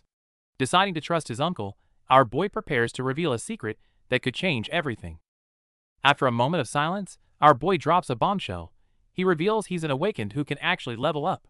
Seeing Jinwoo's stunned face, it's clear the real battle against the invaders is just beginning. To protect the world, our boy knows he must level up through dungeons. But when he shares this plan with Uncle Jinwoo, the man reacts with a very peculiar expression. It turns out Jinwoo's company is developing a game called Solo Leveling, and the plot matches our boy's life perfectly. Jinwoo assumes it's just a prank. As Jinwoo rambles on, our boy is stunned. He realizes his father's secret past is somehow being turned into a game, though Jinwoo remains clueless. Before our boy can explain, Baru suddenly pops up. This unexpected guest nearly scares the life out of poor, startled Uncle Jinwoo. Baru has no patience for idle talk and decides to wake Jinwoo's memories directly. After all, some experiences are too deep for words alone. With a blinding light, buried memories flood Jinwoo's mind. He sees the Shadow Monarch once again, feeling that same suffocating presence from long ago. Flashbacks of fighting side by side in dungeons emerge. From the weak hunter needing protection to the brave warrior facing gods, everything finally clicks.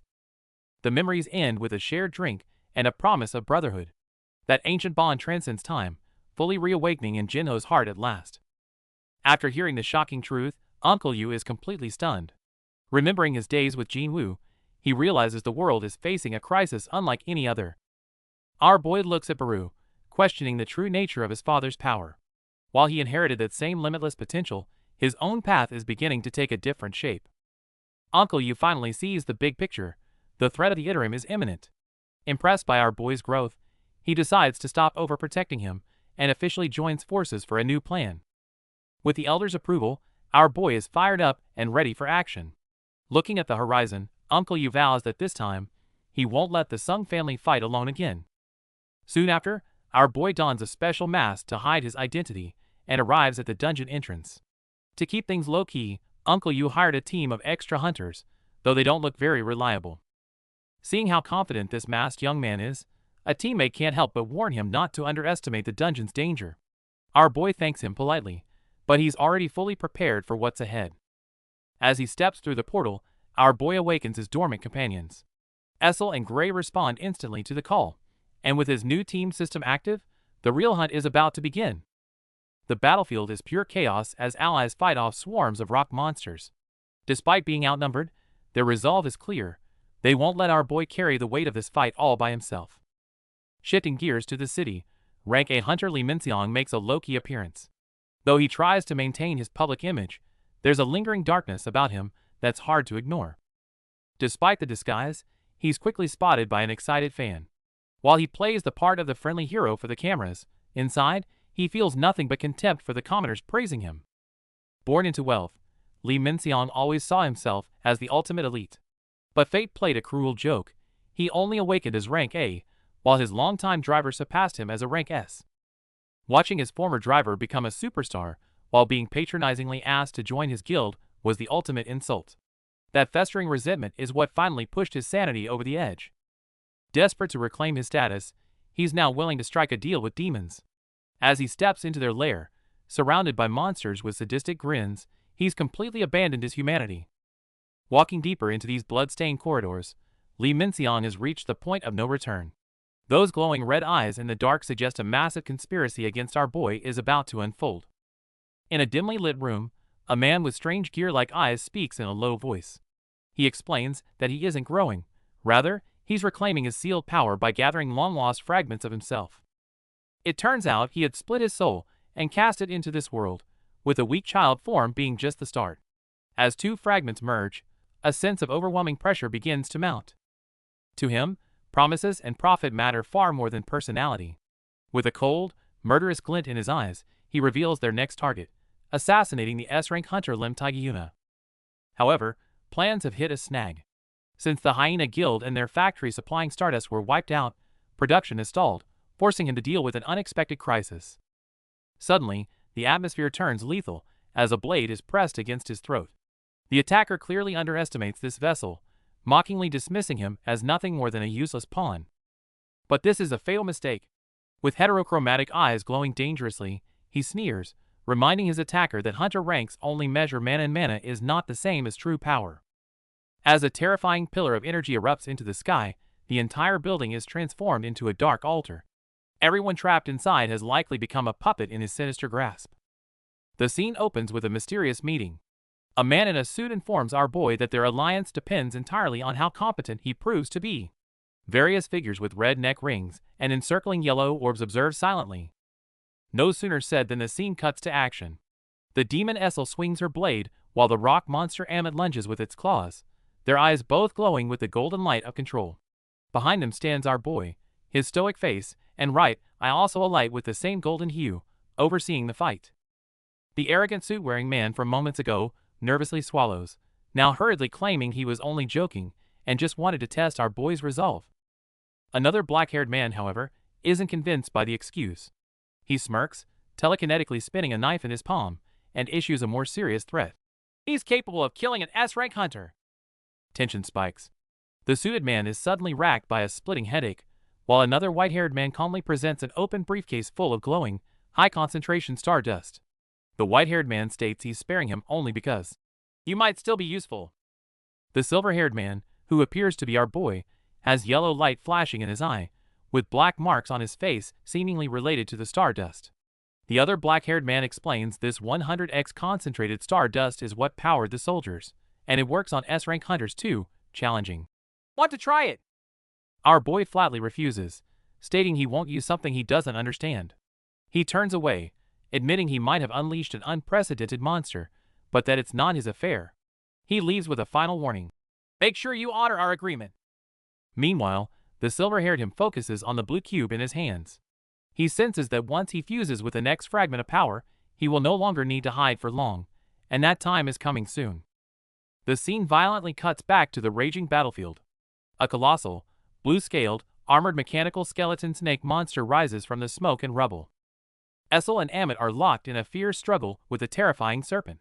Essel swings her light blade in powerful strikes, while the serpent responds with devastating head-on charges, sending shattered rock and dust flying across the devastated landscape.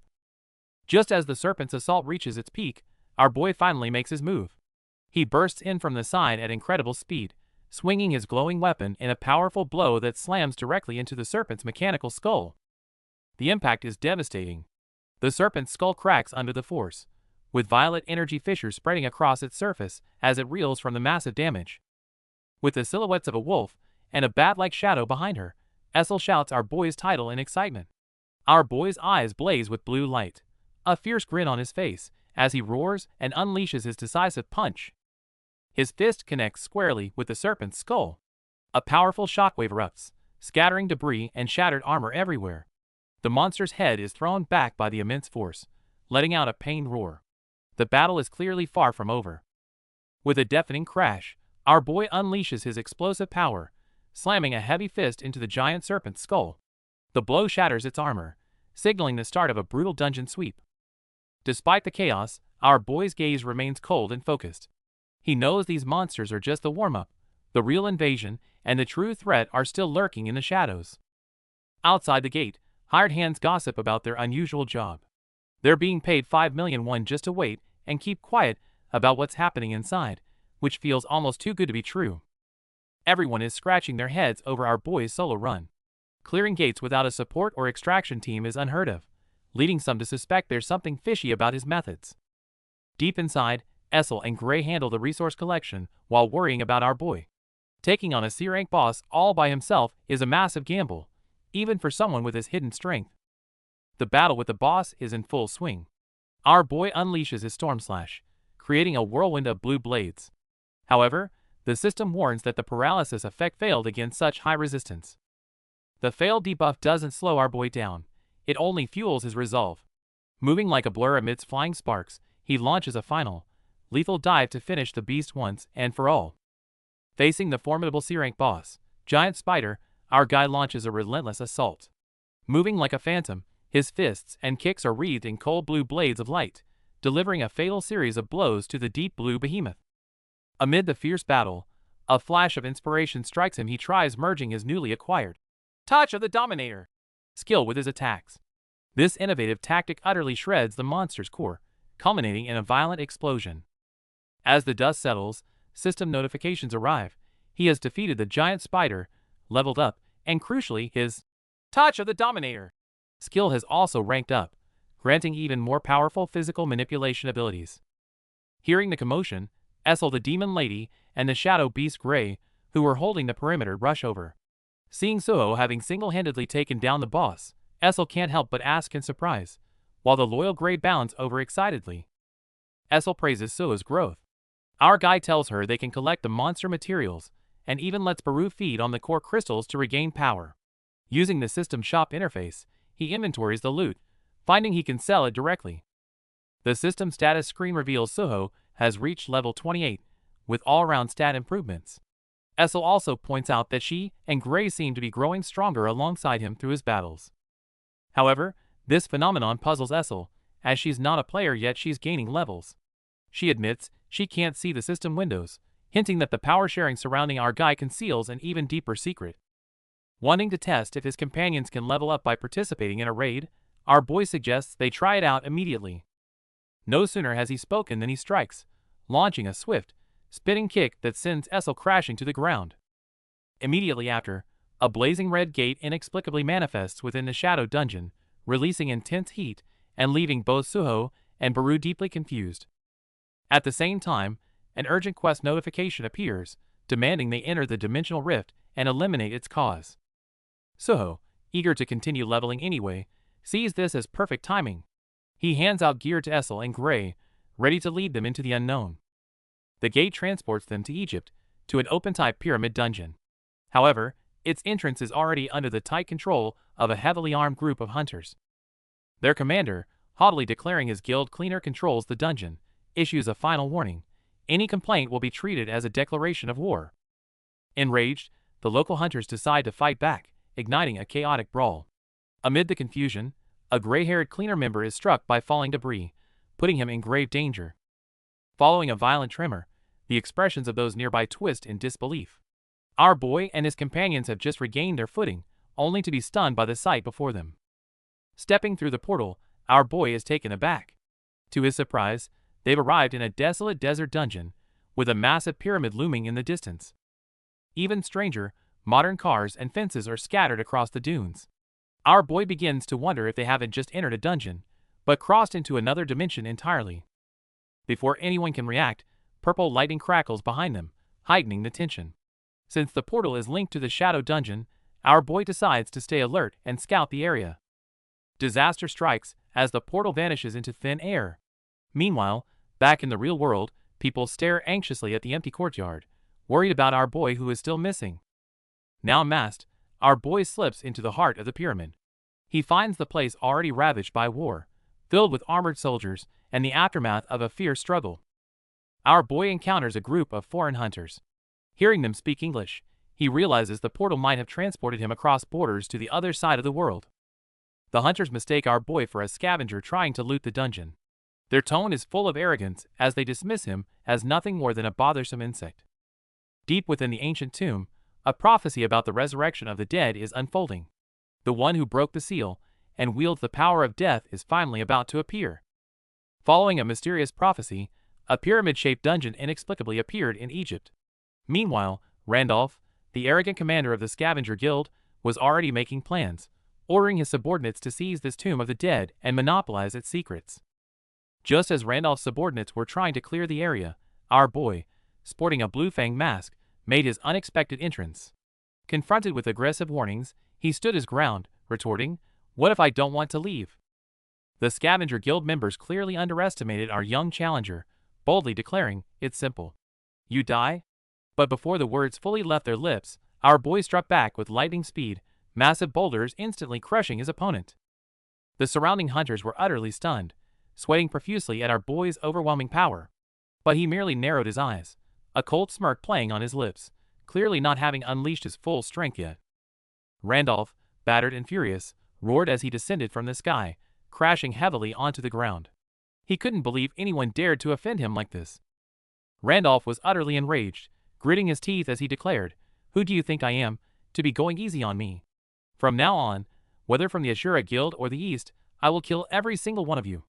As the crisis escalated, Essel and Baruz swiftly arrived, joining other hunters to form a defensive front. A fierce battle now seemed inevitable. Though our boy seemed a bit weary, Baruz's timely appearance offered him a brief respite. Yet, on the other side, the arrogant Randolph remained undeterred, smirking as he surveyed his surroundings, reaffirming, "To complete this emergency mission, I must win this dispute, mustn't I?" Facing the scavenger guild's ambush, our boy doesn't back down. Donning his glowing Fang mask, he dives from above with a fierce momentum that catches the enemy completely off guard. The arrogant armored hunter clearly underestimated our boy's strength, ending up crushed by the impact. He can't believe a hunter he looked down on possesses such devastating power. Despite having the upper hand, our boy is conflicted. He wonders if it's right to use the lethal monarch's authority, meant for monsters, against these human enemies. The tide of battle shifts rapidly, as our boy's attacks come in waves. Heavy blows rain down on the enemy, completely stripping away any chance for a counterattack. Just then, Ryo Singh points out a critical weakness. Our boy is hesitating to kill. In the ruthless world of hunters, such hesitation can easily lead to a fatal end. Past victories might have been too easy, leaving our boy with lingering mercy. Now, he realizes that to survive and grow stronger, he must cast aside his naive sympathy. Ryo Singh introduces himself, but the fight isn't over yet. Our boy adjusts his breathing, his gaze behind the mask growing colder as his resolve hardens. "I won't hesitate anymore." With a sharp gaze and blue lightning coursing through him, our boy exerts crushing pressure. The true power of a monarch is finally starting to emerge. The battlefield is brutal, as a B-rank tank is crushed by a single blow. Observing the carnage, our boy remains calm, his sharp eyes acknowledging that these enemies are more dangerous than they look. Assessing the situation, our boy decides to form a temporary alliance. Behind his glowing mask, he speaks with authority, knowing that in a place like this, a strategic partner is better than a lone struggle. The fight ignites as our boy charges into the fray, his body crackling with blue electricity. Though the heavily armored enemies boast about their numbers, they clearly underestimate the raw power of the Shadow Monarch's heir. To handle the swarming foes, our boy calls forth a horde of spectral shadow spiders. His overwhelming summoning power leaves the villain stunned, as they never expected a frontline fighter to command such a massive army. Randolph leads the charge, his heavy strikes echoing through the battlefield. With the Shadow Legion providing cover, our boy maneuvers with perfect rhythm, showcasing the confidence he's earned through countless life and death battles. Baru watches in admiration as Randolph tears through the enemies. Not one to stay idle, our boy calls upon Gray the Wolf, preparing to activate their soul link and show these monsters true terror. Essel is eager to prove her worth, suggesting a brand new link skill to boost their power. It's a risky move to try mid-combat, but seeing her determination to help, our boy is curious to see what they can achieve together. Before they can sync up, a fresh wave of frenzied monsters surges from the shadows. The dungeon trial is reaching its peak, and it seems the real bloodbath has only just begun. A fierce battle rages in this ancient stone hall. Our boy, Essel, and Ryo Singh are giving their all, only to find more blue giant spiders drawn by the commotion, pouring in from the deep passages. As the battle rages, a heavy armored commander coldly surveys the fallen foes. His words about undead monsters, and a prophecy being born of death, who broke the seal will raise the dead in the tomb seem to hint at a deeper crisis. Essel's expression turned grim as she listened to the prophecy. If the resurrected dead referred to mummies, then this being born of death was undoubtedly lurking within this boundless dungeon. Nearby, Ryo Singh was also calculating.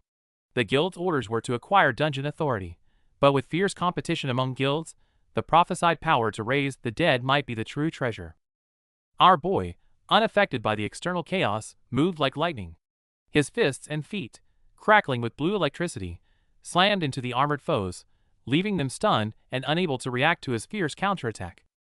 Before anyone could react, the heavy armored commander, Randolph, had already given his orders, leading the scavenger guild members straight for the boss room. Other hunters tried to stop their reckless assault, while our boy was entangled in a fierce struggle with stone-like enemies. Ryo Singh watched, sweat beading on his forehead, as the scavenger guild used monsters to delay them. At this rate, the boss would soon be snatched away. In this critical moment, our boy didn't hesitate, summoning Gray with a single command. Immediately, Baru and Amit erupted with immense power, sending heavy armored enemies, including Randolph and Ryo Singh, flying, as the entire battlefield was engulfed in a shockwave of energy. Ryo Singh wiped away his sweat, determined to quickly finish this fight and pursue the scavenger guild. On the other side, the heavy armored commander Randolph, seemingly buffed, his right eye flashing with blue electricity, prepared to engage. Essel covered her eyes, muttering in anguish. She couldn't believe our boy not only summoned but could also fuse powers. Ryo Singh beside her was equally shocked, both marveling at Suho's continuously revealed mysterious abilities. Under the furious impact, the heavy armored commander's helmet shattered, purple light erupting from the cracks. The battlefield lay in ruins, with wounded enemies sprawled on the ground, while other scavenger guild members remained on high alert. Ryo Singh observed everything, his opinion of our boy once again refreshed. This young man was far more unfathomable than he appeared. However, the scavenger guild's commander, Randolph, paid no mind to the losses. His eyes sharp, he was determined to personally confront our boy after obtaining the power to raise the dead. At this moment, his forces had successfully reached the boss room entrance. With a thunderous crash, the long-sealed boss room door slowly creaked open, and a plume of white smoke seeped from the gap, signaling that unknown dangers were about to descend. Chaos erupts as high-tier guards are sent flying by a mysterious force. Deep within the dungeon, our boy and his team discover a massive being bound by heavy chains. Could this sleeping giant be the boss born of death mentioned in the prophecy? Before anyone can react, the long-dormant rock giant begins to stir. With a deafening screech of metal, the heavy chains meant to restrain it are snapped like paper by its overwhelming power, sending debris flying everywhere. The seal is broken. A violent shockwave blows everyone back, And as the dust settles, a hulking figure descends from above, clutching the shattered remains of his chains. The sheer pressure he radiates is absolutely suffocating. The hunters are left speechless, as their prideful defenses are reduced to a joke by a single swing of those chains. Watching their tanks get taken out instantly, the survivors grit their teeth in cold sweat, feeling the weight of total despair. With things getting critical, our boy isn't about to stay down. His eyes flare with intense green energy as he activates Giant's armor to strike back. This heavy counterattack instantly pushes the battle into its most heated phase. However, the monster's durability is off the charts. A full power strike from the hunters doesn't even leave a scratch, only leaving them with numb arms. Surprisingly, the creature seems to have a consciousness, muttering apologies to its master. The earth continues to shake violently, as falling debris and screams of agony echo through the halls. Facing this mysterious being's absolute power, the already cursed dungeon is being dragged into even deeper destruction. Though the giant's assault pauses, his cracked face still exudes a terrifying pressure. As the first living beings to encounter him, will our boy find an enemy or an ally? It seems the real nightmare is only just beginning.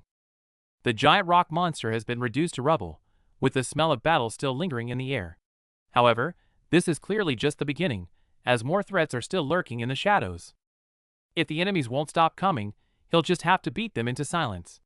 Our boy dives back into the fray, lightning crackling as his powerful strikes tear through the surrounding chaos.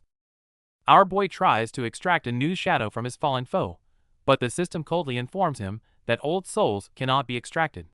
These restrictions are really starting to get on his nerves at such a critical moment. Before he can even regain his footing, the ground gives way. A massive shockwave and a cloud of dust send everyone reeling as a much larger shadow begins to loom over the battlefield. As the dust clears, several massive rock centipedes erupt from the earth. Their armored bodies and sheer size are overwhelming, making even the most seasoned hunters break into a cold sweat. An ally's spear slams into the centipede's rocky hide with a thunderous crack, but it barely leaves a scratch. The monster's resistance is far higher than expected, rendering standard attacks almost useless. With the battle at a stalemate, an urgent quest suddenly pops up, instructing our boy to find a dimensional escape. Seeing the warning, he realizes that brute force might not be the best way out this time. He's worried about the rival guild stealing the boss kill, but the collapsing ruins are no longer safe. Gritting his teeth amidst the deafening crashes, our boy looks for a chance to make a clean escape. Chaos erupts in the Egyptian dungeon, as hunters realize a terrifying new beast has emerged. Meanwhile, our boy senses a powerful soul imprisoned deep within the crimson energy vortex. With a thunderous command to be gone, the ferocious mummies actually scatter in fear. Essel is stunned to see the giant beast command the undead through sheer authority alone. Facing the mountain-like creature, Essel attempts to communicate. To her surprise, the beast speaks their tongue and shows a hint of friendliness, weary of the mindless monster surrounding it. The beast's friendly facade fades as it instantly crushes a giant centipede. It declares its intent to wipe out any creature unable to obey its commands, leaving the nearby hunters paralyzed with fear. Amit begins a violent cleanup, its heavy blows shattering the very earth. Our boy and his team struggle to stay upright amidst the debris as high-level monsters are pulverized like paper. Witnessing the carnage, the Scavenger Guild members completely lose hope. Amit's cold gaze finally shifts toward the humans, and the shadow of death falls over the entire party. Pushed into a corner, the hunters face the beast's murderous intent. As Amit prepares to finish them off, our boy finally decides to stop holding back and face the Titan head-on. The battle erupts with terrifying intensity. Even with our boy and Essel working together, the overwhelming presence of this ancient beast makes every move a struggle for survival. This beast is no mindless monster. As it flaunts its devastating power, it narrows its eyes, searching for someone among the humans worthy of a conversation. The sheer force of the impact sends everything into chaos. Our boy is blasted back by the violent assault, and even the solid ground shatters under the monster's terrifying strength. Seeing our boy go down, Essel cries out in worry, only to have the beast turn its gaze on her. It mockingly asks what her connection is to this so-called young monarch. Surprisingly, the beast holds back its killing blow. It seems more interested in ancient legends, demanding to know the final outcome of the great war between the monarchs. The air turns icy as the beast presses for an answer. Its patience is clearly wearing thin if it doesn't get what it wants soon. No one is leaving this place alive. Creatures who cannot understand are worthless, the beast roars, raising its massive claw to crush Essel once and for all in a display of absolute dominance. At the absolute last second, our boy cashes in his saved daily quest reward. With his status instantly restored, he slowly raises his head from the blood-stained ground. All the monarchs were slain by the Shadow Monarch, our boy calmly reveals. Seeing the monster shock, he realizes he's dealing with a remnant from the old era. Facing this grade 5 magic beast capable of wiping everyone out, Essel is on edge. The truth behind the fall of the previous monarchs resurfaces as this massive creature looms over them. The chained stone giant before them is Amit, prisoner of the tomb. Our boy looks him in the eye and asks the burning question, did the Shadow Monarch truly kill the Iron Body Monarch? Feeling Amit's terrifying pressure, our boy is wary. He knows that if the giant discovers his identity as the Shadow Monarch's son, this conversation will instantly turn into a bloodbath. Amit has no patience, his roar shaking the very ground. He pressures our boy, threatening to kill him instantly if he hesitates or tries to spin a lie instead of telling the truth. Our boy decides to be blunt, confirming that all monarchs are dead. To his surprise, Amit laughs, claiming he should thank the Shadow Monarch for killing his former master. However, when our boy mistakes him for a loyal subordinate, Amit flies into a rage. Considering it an insult, the giant swings a devastating fist, determined to crush everything in sight. At the critical moment, the glowing red chains binding Amit tighten, forcibly halting his rampage. It seems this powerful prisoner, despite his fury, is still far from breaking free. As the ground shatters, the chains suppress Amit's overwhelming power. Though our boy is safe for now, the true intentions of this volatile stone giant remain a mystery. The Egyptian dungeon crumbles under a massive shockwave, with fissures tearing through the ground. At the epicenter, a massive, stone-like creature bound by glowing crimson chains howls in pain and fury. Along with the collapsing architecture, any hope for the greedy scavenger guild's survival is completely buried. Facing the devastation, our boy Sung Suho and his demon companion Essel look on, both clearly shaken. At that moment, an urgent quest notification pops before our boy's eyes, commanding him to enter a newly active dimensional rift and eliminate its source. Essel notices his distraction and asks what's wrong. Our boy turns, but his gaze is fixed on another part of the ruins towards the enormous creature, Amit, inheritor of the Iron Body, who struggles against its chains and meets his gaze with palpable hostility. Amit recognizes the human who appeared earlier and bluntly admits to annihilating the scavenger hunters. Facing this resentful prisoner of the tomb, our boy calmly states that he only came to talk this time. Amit blames its savagery on the Steel Monarch who imprisoned it, saying survival of the fittest is the only rule it learned. Looking at this creature acting like a rebellious child, our boy realizes that to recruit it as a companion, he must first understand and address the root of its suffering.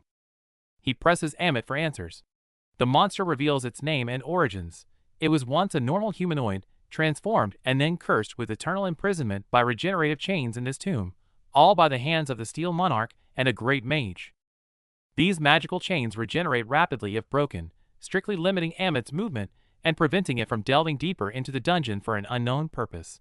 This immense pain and inescapable bondage has ignited an unquenchable hatred for its creators within it. Learning all this, our boy understands that the key to both his quest and freeing Amit lies in breaking the strange regenerative chains. His mind races, searching for a solution.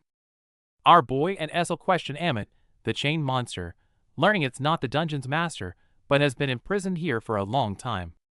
Our boy ponders, if Amit's range isn't an issue, why did the great mage create self-regenerating chains that restrict it beyond a certain distance? There must be a hidden motive. After a moment of thought, our boy proposes a daring deal to Amit. If I help you break free, will you do everything I ask? Amit is visibly taken aback. However, Amit is not easily fooled. It unleashes immense power, warning our boy of dire consequences if he's merely toying with it, causing the ground to crack.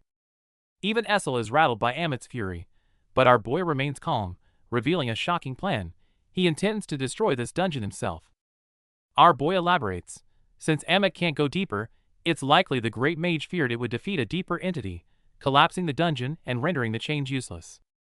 As our boy's analysis unfolds, Amit seems to grasp the implications, and the entire dungeon begins to rumble violently, as if responding to this audacious idea. Meanwhile, Baru, left behind by our boy, can't help but complain. Facing the agitated Amit, Baru retorts sharply, inadvertently revealing our boy's true identity. Baru continues, reminding Amit that if the dungeon master isn't defeated, or if these chains persist, their entire operation will end in failure. Essel observes our boy's confident smirk, a glimmer of trust rising within her. Our boy reaffirms the pact with Amit. Once we're out of here, you'll follow all my commands, right? Amit's fierce visage offers no direct answer, but the predatory gleam in its eyes suggests a decision has been made. A mysterious green silhouette appears, mentioning its creator Tarnak. It speaks of strength. Flesh is true power, yet even the weak can grow strong. Perhaps a memory of Amit's origin. The battle is heating up. Our boy charges his fist with energy, while Baru strikes like lightning. The massive stone guardian senses Sua's power, realizing this boy might finally be the one to set it free. A massive collision sends shockwaves through the area, scattering debris everywhere. Despite the intensity and exhaustion, our boy and Essel stand their ground, gripping their weapons for the next round. As the dust settles, the true boss, Guardian Psycha, reveals its terrifying form. Its massive stone body pulses with a dangerous red glow, standing as a final barrier on the path to liberation. It turns out Amit is bound by cursed chains that prevent him from entering the shadow domain. Seeing the giant suffering, our boy realizes that a conventional rescue simply won't work here. Since a direct rescue isn't working, our boy decides to destroy the entire dungeon. He and Essel finalize their plan, knowing that any risk is better than remaining enslaved by those cursed chains forever. Actions speak louder than words. Our boy dives from the sky, his weapons carving brilliant arcs as he targets the restraints. With a deafening roar, his strike triggers a massive explosion of energy. The massive impact leaves our boy bleeding and bruised, but he grits his teeth and refuses to back down. This gamble for freedom has reached its critical moment, and he must see it through. The colossal Grave Guardian Psycha, enveloped in orange energy, radiated an intense aura that made it incredibly difficult for our boy and Essel to press their attack. Against such a formidable foe, our boy's eyes glowed blue, but he was already battered and sweating profusely. He knew his mana was running low, and he had to end this quickly. Essel, moving like lightning, relentlessly attacked with her polearm, trying to create an opening for our boy.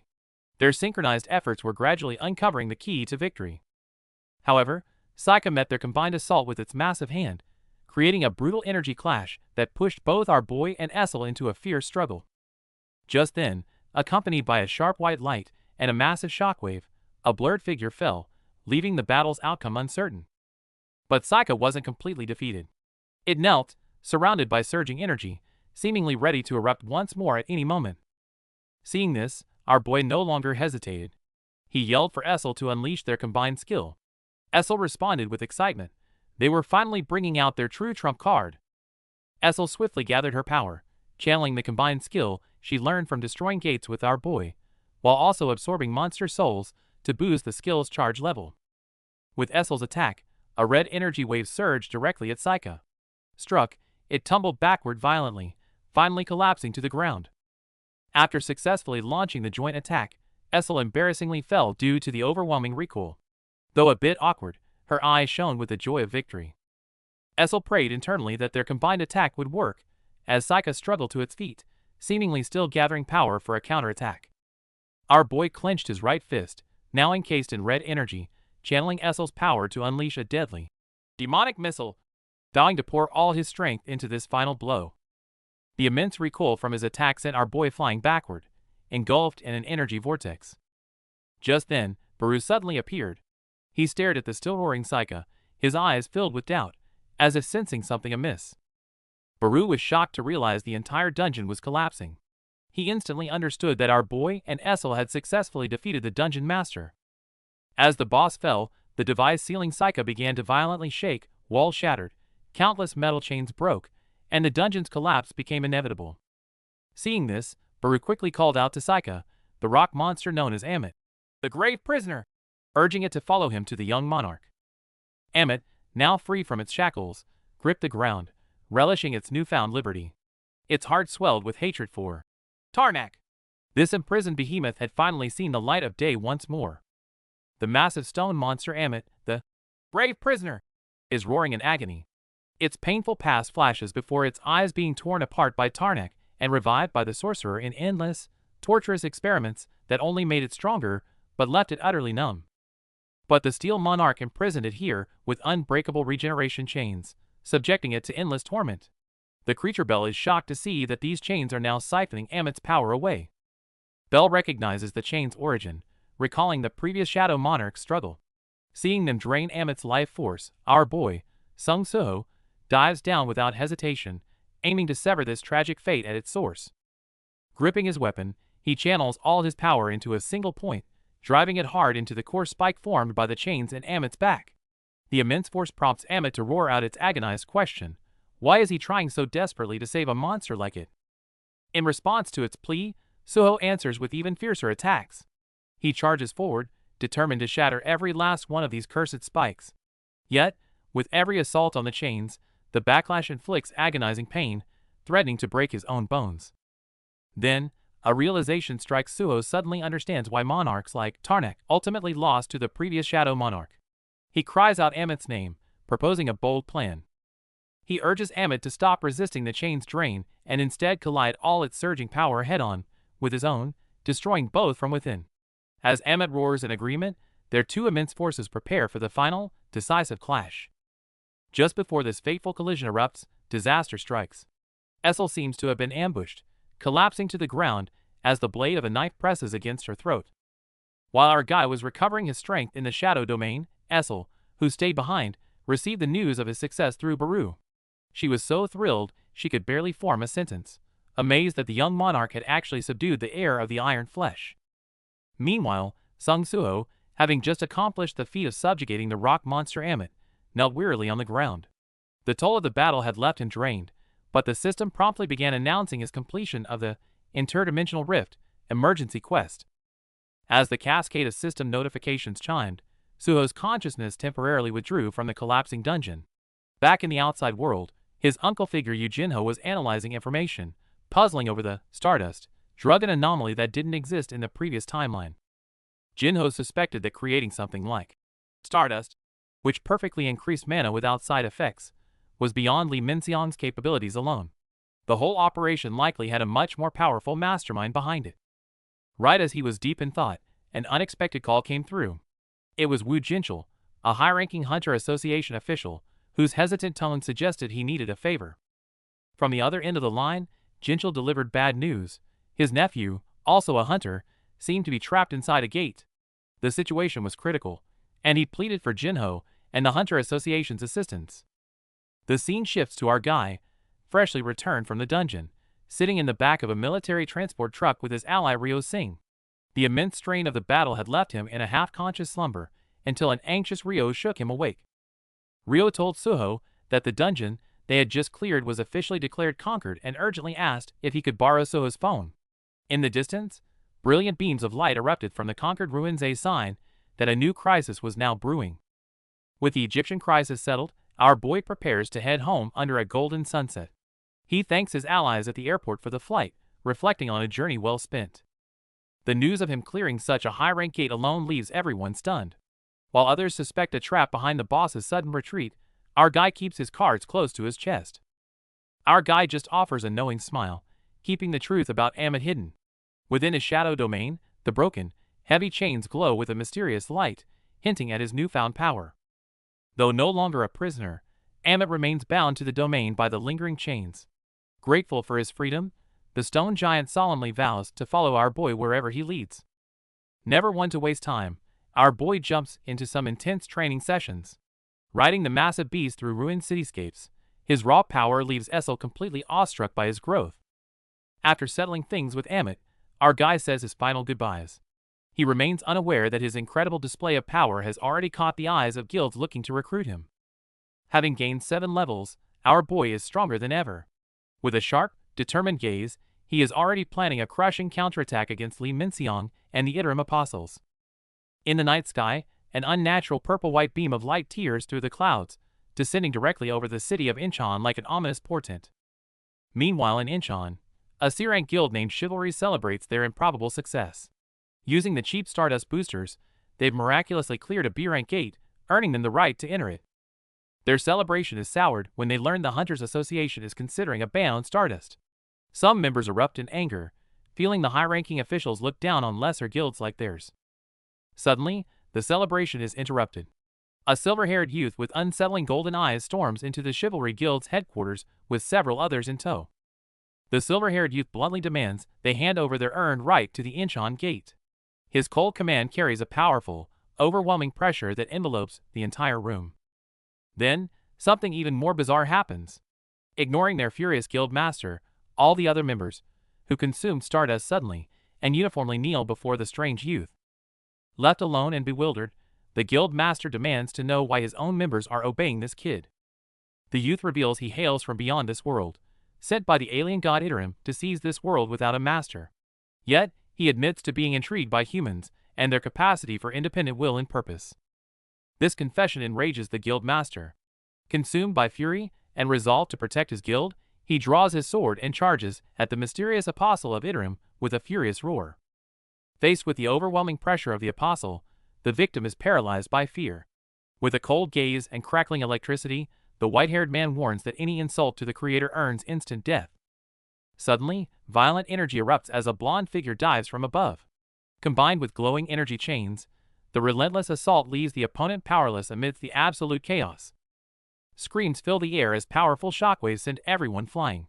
Against such monstrous strength, ordinary hunters can do nothing but suffer in terror, unable to offer any real resistance. On the other side of the corridor, the commotion draws a crowd. A mysterious figure steps through the blood, coldly ordering a cleanup, while the clueless hunters remain unaware that death is knocking. The apostles mutter about their obsession with the creator, viewing all life as mere tools.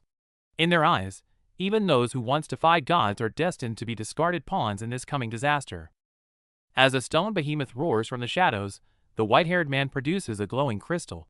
He sinisterly invites these dimensional outcasts to vent their rage, effectively signaling the start of a new massacre. As a star-shaped light flickers within his eyes, a much larger conspiracy begins to take shape. To fulfill their creator's wish, just how much more madness will these zealots unleash upon the world?